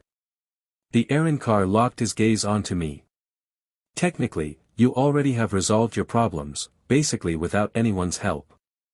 My guess. I leaned forward, resting my elbows on my knees to better meet his eyes. The reason you don't have Segunda Etapa is because you're afraid the result is going to be against your very nature. Blue-gray pools widened, clarity, and more importantly, relief filling them. But if it's for what is truly best for us, then it couldn't possibly be. It was a typical school day afternoon. It was getting gradually easier to maintain focus in class, helped significantly by Yoruchi pawing my cheek whenever she noticed me drifting off. Still far more than I'd like, several times the class PR'd, but I would overall only lose a few minutes of lessons throughout the day. Considering I had started as missing several hours, it was a major improvement. Especially once we reached the point when I had initially given up on school entirely for participating in the wars, and I was actually learning new material. I was leaving school with my friends, all of us sticking together since we did study sessions twice a week. Several of the other students complained about us maintaining exclusivity with each other, especially since we had 3 people who consistently scored top 10 in our grade, being Yuryu, Orihime, and myself. However, beyond simple friendship, a big part of why we kept that exclusivity was due to the goings-on Chad, Orihime, Yuryu, and I didn't have to worry about making up an excuse when someone had to deal with a hollow, or when I inevitably manifested Zangetsu, or when any of the countless spirits we all knew decided to pop in for a visit. We were leaving the campus, myself hearing some idle chatter from people around us about the construction the school was undergoing. As per usual, Unohana was by my side, reading a biology book, while Yoruchi sat on my shoulder, tail happily swishing over my back. Chad was at my side opposite Unohana, and the rest of our group more or less trailed behind us, each of them having their own conversations. Pointedly, I smiled at hearing Orihime and Yuryu discuss sewing techniques, the girl having learned the basics herself to maintain her plushies and clothes. Which, of course, is right when everything went to sheet. As far as I could tell, a trio of Ryatsu signatures appeared out of nowhere in our vicinity a second before the scaffolding for the construction collapsed. Several dozen students screamed, but none were close to it and it didn't seem to be intentional. It seemed to be more of a byproduct of the giant, hunched-over cloaked figure bursting through it with a fist the size of a family van ped back. Simultaneously, another cloaked figure, closer to human-sized but also inhumanly round, appeared in front of us, pink bullets of energy firing out from its body.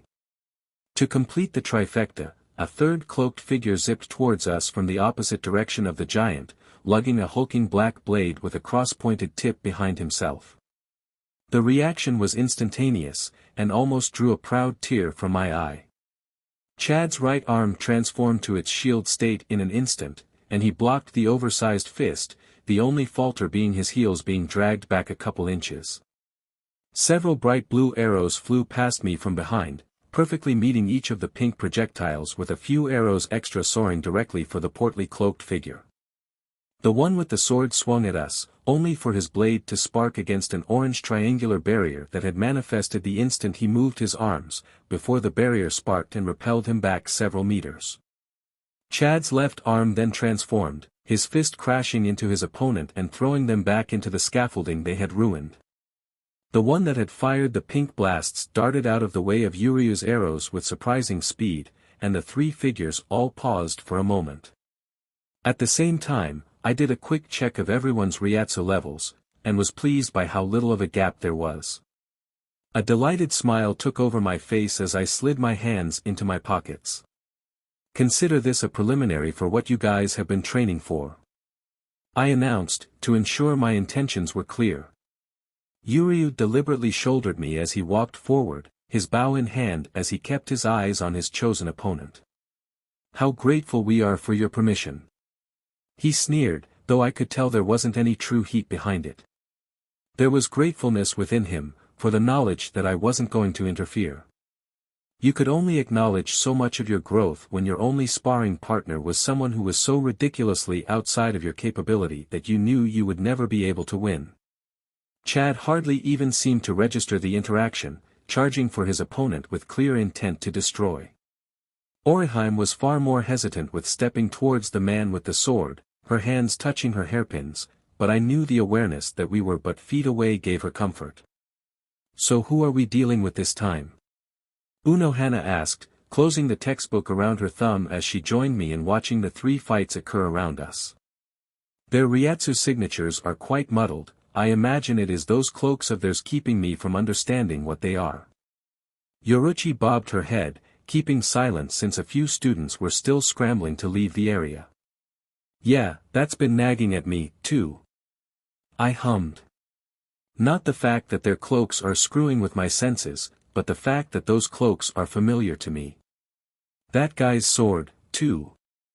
As the fights continued, I also paid careful attention to the fact that the cloaked figures all seemed determined to attack me.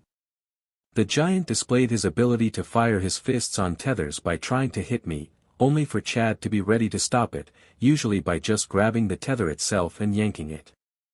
The rotund one regularly attempted to slip his shots past Yuryu, only for the Quincy to be all too happy to prove his superior skills and shoot them all down. The one with the sword possessed incredible speed, being able to dart past Orihime and hunt for me too frequently for it to just be trying opportunities, only to be continually repelled back by her shields. They seem oddly focused on you. Yoruchi muttered. To the point that they don't seem to think it worthwhile to finish their fights first before dealing with you. Yeah. My brain was working a mile a minute as I tried to figure it out. It's almost like they want my dash. Everything snapped into place and my eyes widened. I didn't need to check with my senses, with a tensing of my chst, I fired out from my body already in Shunpa. Streets and buildings blurred beneath me as the hilts of my Zanpakuto found their home in my hands, seething fury already boiling within me. Not 5 seconds after leaving my body, I was above my house, Shiro's blade slicing through the tentacles holding Yuzu and Karen. I bundled them up under my left arm, which squeezed them a bit, but by their expressions, it wasn't a concern at the moment. 2 more cloaked figures were in my line of sight, standing before a portal edged in blue flames.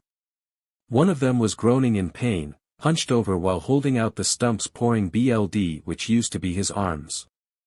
The other was standing stiffly, most of his expression difficult to find underneath a cloak and mask. But the others are dash, the currently unharmed sinner stumbled over his words. Touch my sisters again and you'll wish you stayed in hell. I snarled. The other sinner stiffened as well. So you know who we are.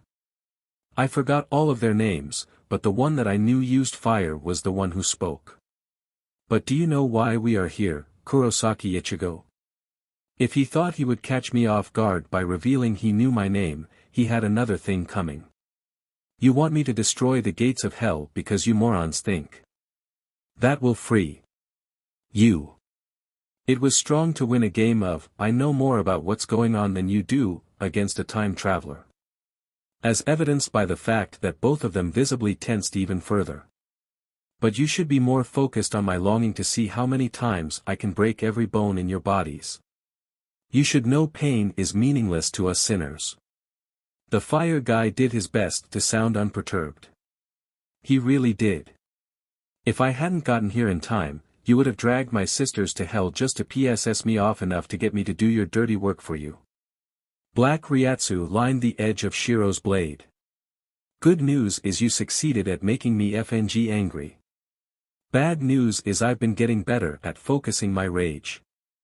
I let go of the twins, the 2 of them shrieking as they fell only for a moment before Dad caught them both, his own livid expression on his face as he glared at the 2 sinners. My arm whipped around, a wordless Getsuga unfurling from the spirit metal that crashed into the duo faster than they could react. I succeeded in causing them as much damage as I could, as well as the bonus of pushing them into the portal. It automatically closed after the person who opened it went through.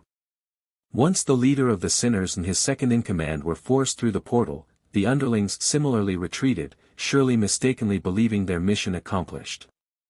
At least, that was what had been relayed to me when everybody met back up in my house.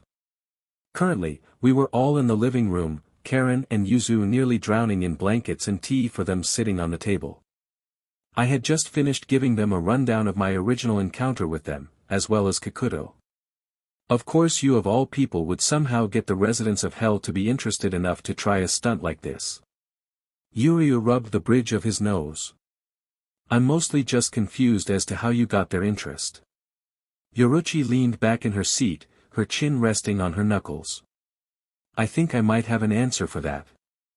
The voice of a particularly traitorous sinner spoke, everyone turning to watch his form peel out from one of the shadows in the room. It was clear he just arrived, as I was sure he would have given up all pretenses of politeness if he knew his gambit was already revealed. Everyone but me tensed, but he clearly assumed it was because we had just dealt with the other sinners rather than perceiving him as the greater threat. It was obvious by how he lifted his hands in surrender. Before you attack, I swear I'm not with the others. He rushed out. I actually hate them all, and I want to see them suffer as much as you likely do. While I knew he was speaking the truth in hating the others and wanting to see them lose, he severely underestimated how much my loved ones being threatened set me off. But I would hide that fact for now. And why should we believe you? Yoruchi narrowed her eyes, playing her part perfectly as always. For all we know, you're just trying to lower our guard again to attempt kidnapping his sisters one more time. Not unreasonable. He admitted, his shoulders sagging in what others would perceive in admittance. We knew it was frustration at one of his plans being axed. The sinner was an adaptable little sheet, though. How about some information as a peace offering, then? Out with it, then. Yuryu pushed his glasses up, his Quincy cross glinting in the light as an implied threat. We'll decide if it's sufficient to let you live. Thankfully, just like Yoruchi, Yuryu knew how to play on expectations. Kikuto was certainly expecting a Quincy to find a sinner abhorrent and was unlikely to find anything suspicious about it. That other group you just dealt with? They think Kurosaki is the key to breaking out from hell. He wasted no time in elaborating.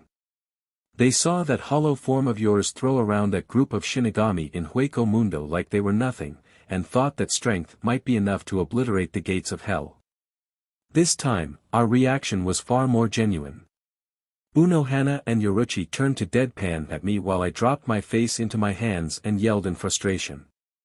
I thought we were done dealing with the fallout of that. I growled. How do you know about that? Our resident glasses-wearing skeptic questioned. If you know enough about hell, you pick up some tricks that allow you to peer through some cracks. Similar to how we've all managed to creep out by putting together Ryatsu muddling clothes and hiding our faces, we're able to peek at goings-on in Hueco Mundo. He turned a bit embarrassed as he spoke the next bit, looking off to the side. It's kinda like sneaking into the living room to watch TV when your parents are asleep. Only there's one channel, and if you get caught, you get mutilated. It was time for my section of the act. Great, I'll let Halibel know that sinners in hell probably watch her shower. I drawled with an exaggerated roll of the eyes. It took great effort to ignore that Kikuto stiffened and sweat a little bit. Well, that was no longer a joke. We kicked them back into the holes they crawled out of. Why do we have to care about all this? You don't think they'd stop at one attempt, did you? The sinner asked rhetorically. They're already residents of hell. They don't exactly have a reason to not keep trying. I crossed my arms over my chest. So what's your suggestion, since you seem to be the expert in this? Until their soul is ground down into nothing, a sinner will always regenerate. The man who was half covered in bandages announced. But it's not like it's a quick process, and it gets slower the closer you are to turning to dust. But there are ways of artificially extending that. The more horrifically they're damaged, regardless of to the mind or body, the longer it will take to recover. The plan is to go down there and completely ruin them, then. Yoruichi raised an eyebrow. I certainly have no complaints about that. Dad spoke for the first time in a while, his face having not shifted from barely restrained fury. I nodded in agreement. If everything you've said is true, then there's no point in wasting time, is there? I spoke as I stood, having not returned to my body yet. The sinner gleamed at our responses. No, I suppose there isn't. Who is coming with? My gaze passed over everyone in the room. Yoruichi, Unohana, my dad, and myself. Everyone else will keep guard over my sisters. It was easy to feel the pride radiating from Chad as he cracked his knuckles, clearly pleased that I would entrust him with something so important to me. Yuryu nodded as he once again fixed his glasses, and Oriheim smiled sunnily. All right. I'll be opening the portal now, then. We'll be stepping out into the first floor of hell. With the whipping of an invisible chain, a flaming opening manifested. Like me, Dad was still outside of his jigai, and Unohana swiftly left hers as the four of us gathered in front of the portal. Before we stepped through, we all exchanged a silent look. It had passed no one's notice that Kikuto had neglected to mention his own reasons for helping us. While the first floor of hell wasn't exactly familiar territory, it was something that slowly came back to me the longer I was there. We stepped out into one of the roads that made up the environment, notably a smaller one that was the equivalent of an alley. My girlfriends looked around in passive interest while Dad and I simply watched Kikuto, waiting for him to take the lead. Okay, I know what areas of hell they like to linger in. So we'll be going straight there. We can't afford to take it slow, hell will notice there are outsiders quickly and send Kusanada to investigate. He warned as he broke into a slow run, each of us easily falling into step with him. I'm sure you've all already noticed, but the air of hell is tainted. It draws on all of the worst aspects of yourself. This is a place for suffering, so it will pull it out from you. Oh, right, forgot about that. I slammed my feet down, demanding everyone else to stop with me. That means it's going to force my hollow side out. I spoke in full realization, meeting the eyes of my companions. I have an idea to lock that down, but you're going to need to brace yourselves. My girlfriends understood instantly, their eyes widening. They huddled together without hesitation as Unohana stabbed Minazuki into the stone beneath us. Though confused, Isshin copied the action, trusting that they wouldn't do that without reason. Kikuto was the last to follow along, positively lost as I drew Zangetsu and held the two blades flat against each other in front of me. Shatter fate, Tensa Zangetsu. Did I need to do this? Almost certainly not. I had sufficiently practiced control that it was doubtful my hollow powers would slip enough to do anything particularly nasty, and I definitely didn't need the overwhelming power of Bankai. But did I want to? Absolutely. I didn't call forth my Volstandig nearly enough, as the harmonious fusion of my standard Bankai form was difficult to top. Entering either my Resurrection or my Volstandig was to focus all of my power into those particular aspects of myself. The trade-off was that, while I could only use the respective powers of the form, those powers would be amplified to the extent that I was utterly peerless. Granted, I had to learn the skill to utilize that power, but it was worth it.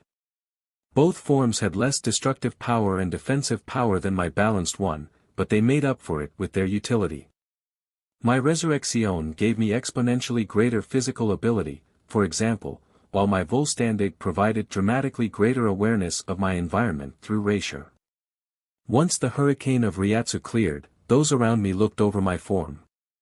Like my false Bankai, my Volstandig changed my clothes, wrapping my torso in a unique robe, influenced by all of the various outfits I had seen Yuryu wear over the years while spinning my own style onto it.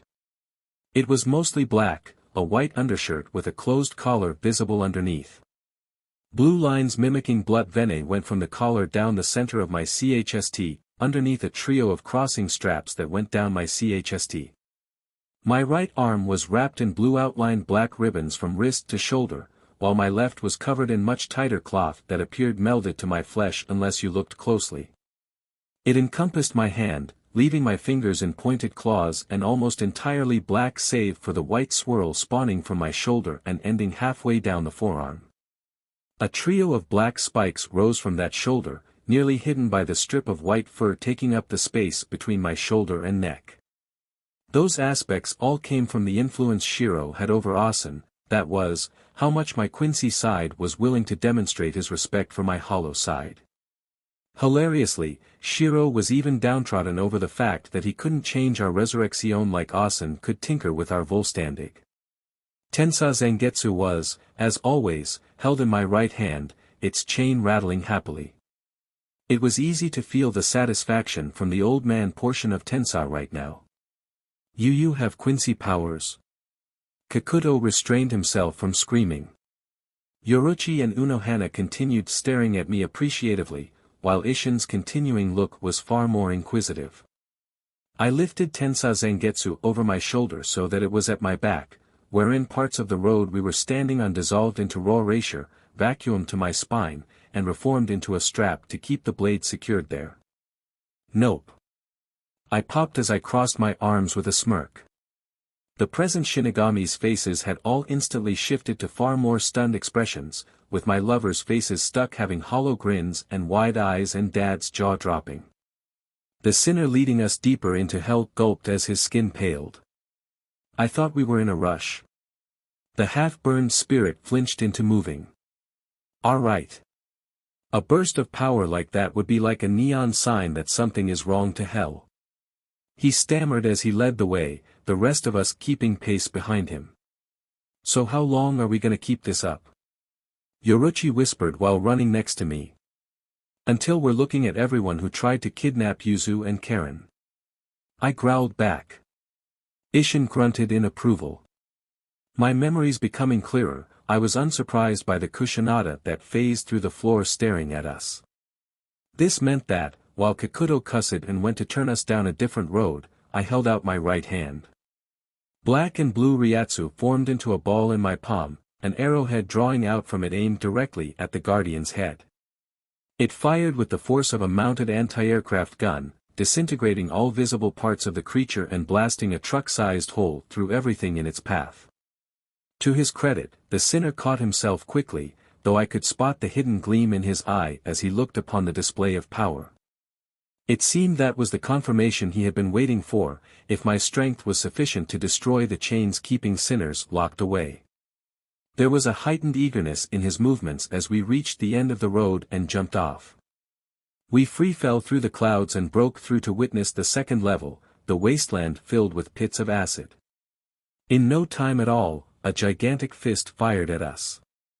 In no time at all, Yoruchi appeared in front of it with her legs snapping up to knock it off course.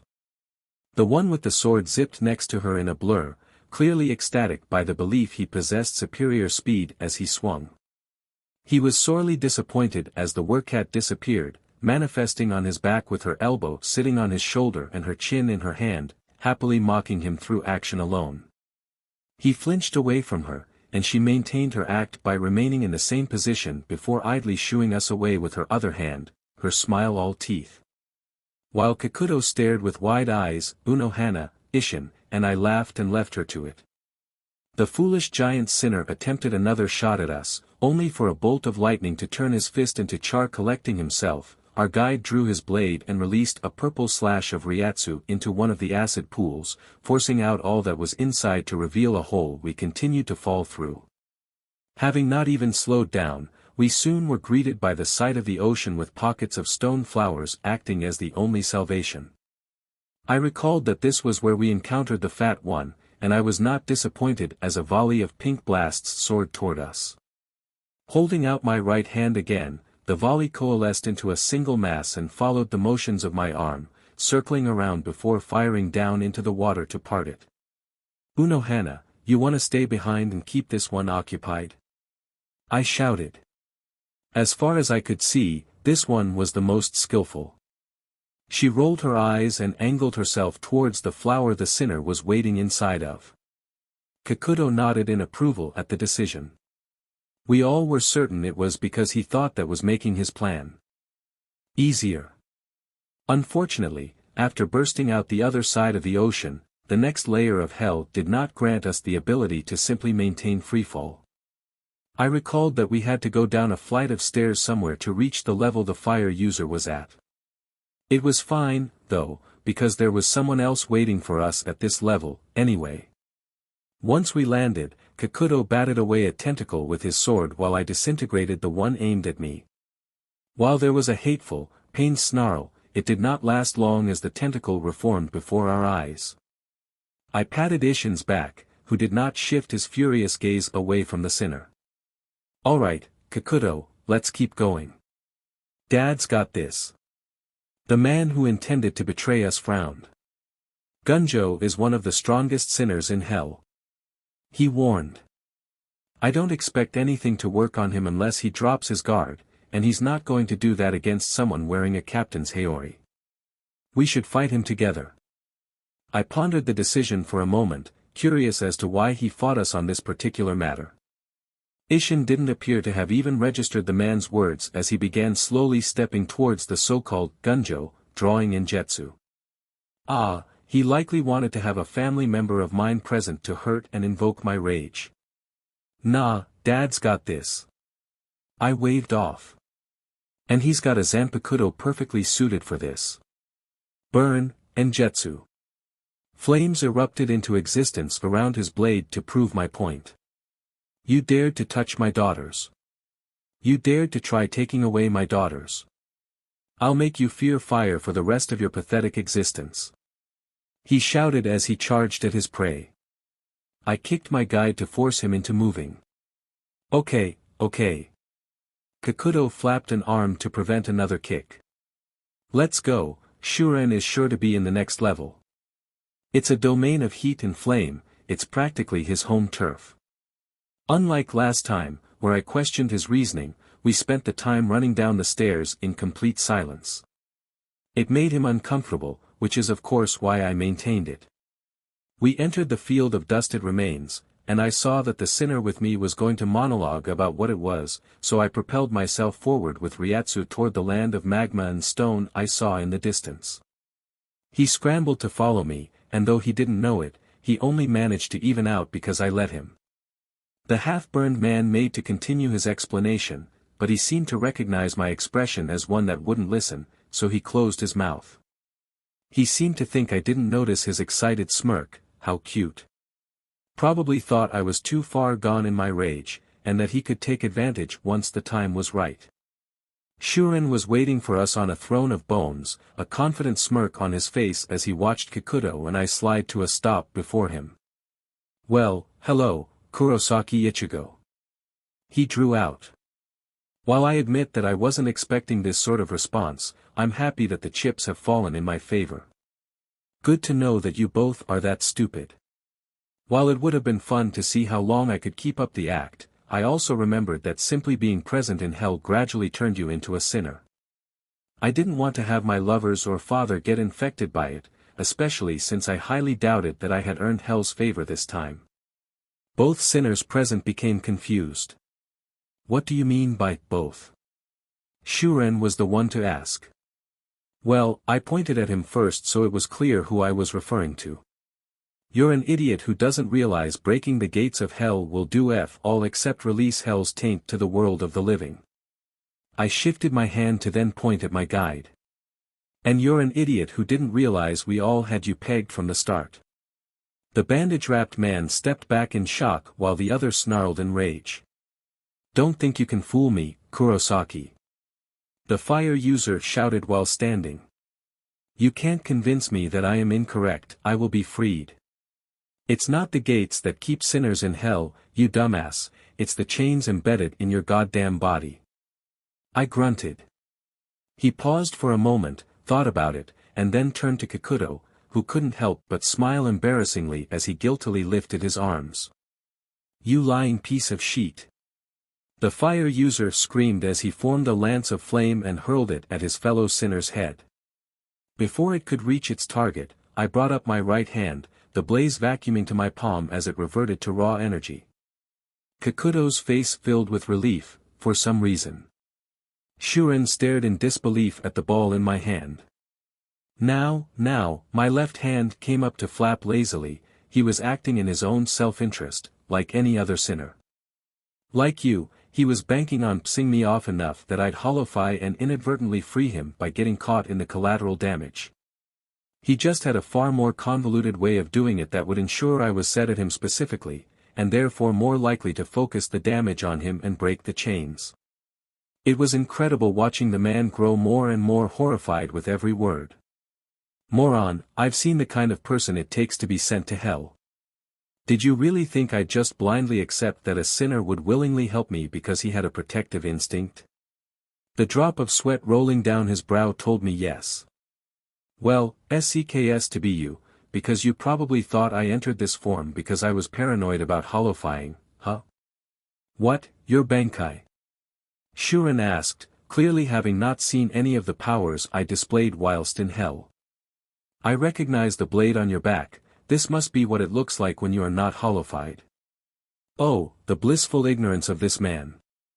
It was funnier because his eyes had not detracted from staring at the ball of Ryatsu I turned his fire into. Well, you're not wrong, but you're not right. I cryptically answered. I'd explain just to see the looks on your guys' faces as you slowly realize, but I don't want to risk having my loved ones get chained to hell because I wanted to enjoy the moment. With a twitch of my hand, I manipulated the ratio of the environment around us, the ground dissolving into energy in consuming the forms of the sinners. I'm sure Kakuto suggested slowly tearing you all limb from limb both because he really does hate all of you and because that would make us stay here for longer, so I'm not going to let that happen. Sadly, I have no idea how to wrap you in more of hell's actual chains, so I'm going with the next best thing. Once I finished, the two in front of me were barely visible beneath the chains and shackles I covered them in. True to my word, I didn't have the ability to just shove supernaturally reinforced chains into their bodies, but I was able to cover every inch of those bodies in the densest and toughest sheet I could form out of erasure. Kakuto screamed in seething hatred behind the mouth GG I wrapped around his face. Shuren's scream was closer to the frustration of getting close to achieving your goal only to have it ripped from you at the last second.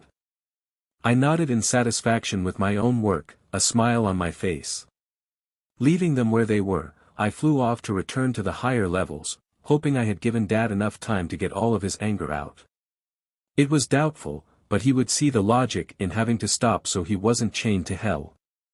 That would prevent him from seeing his daughters, after all.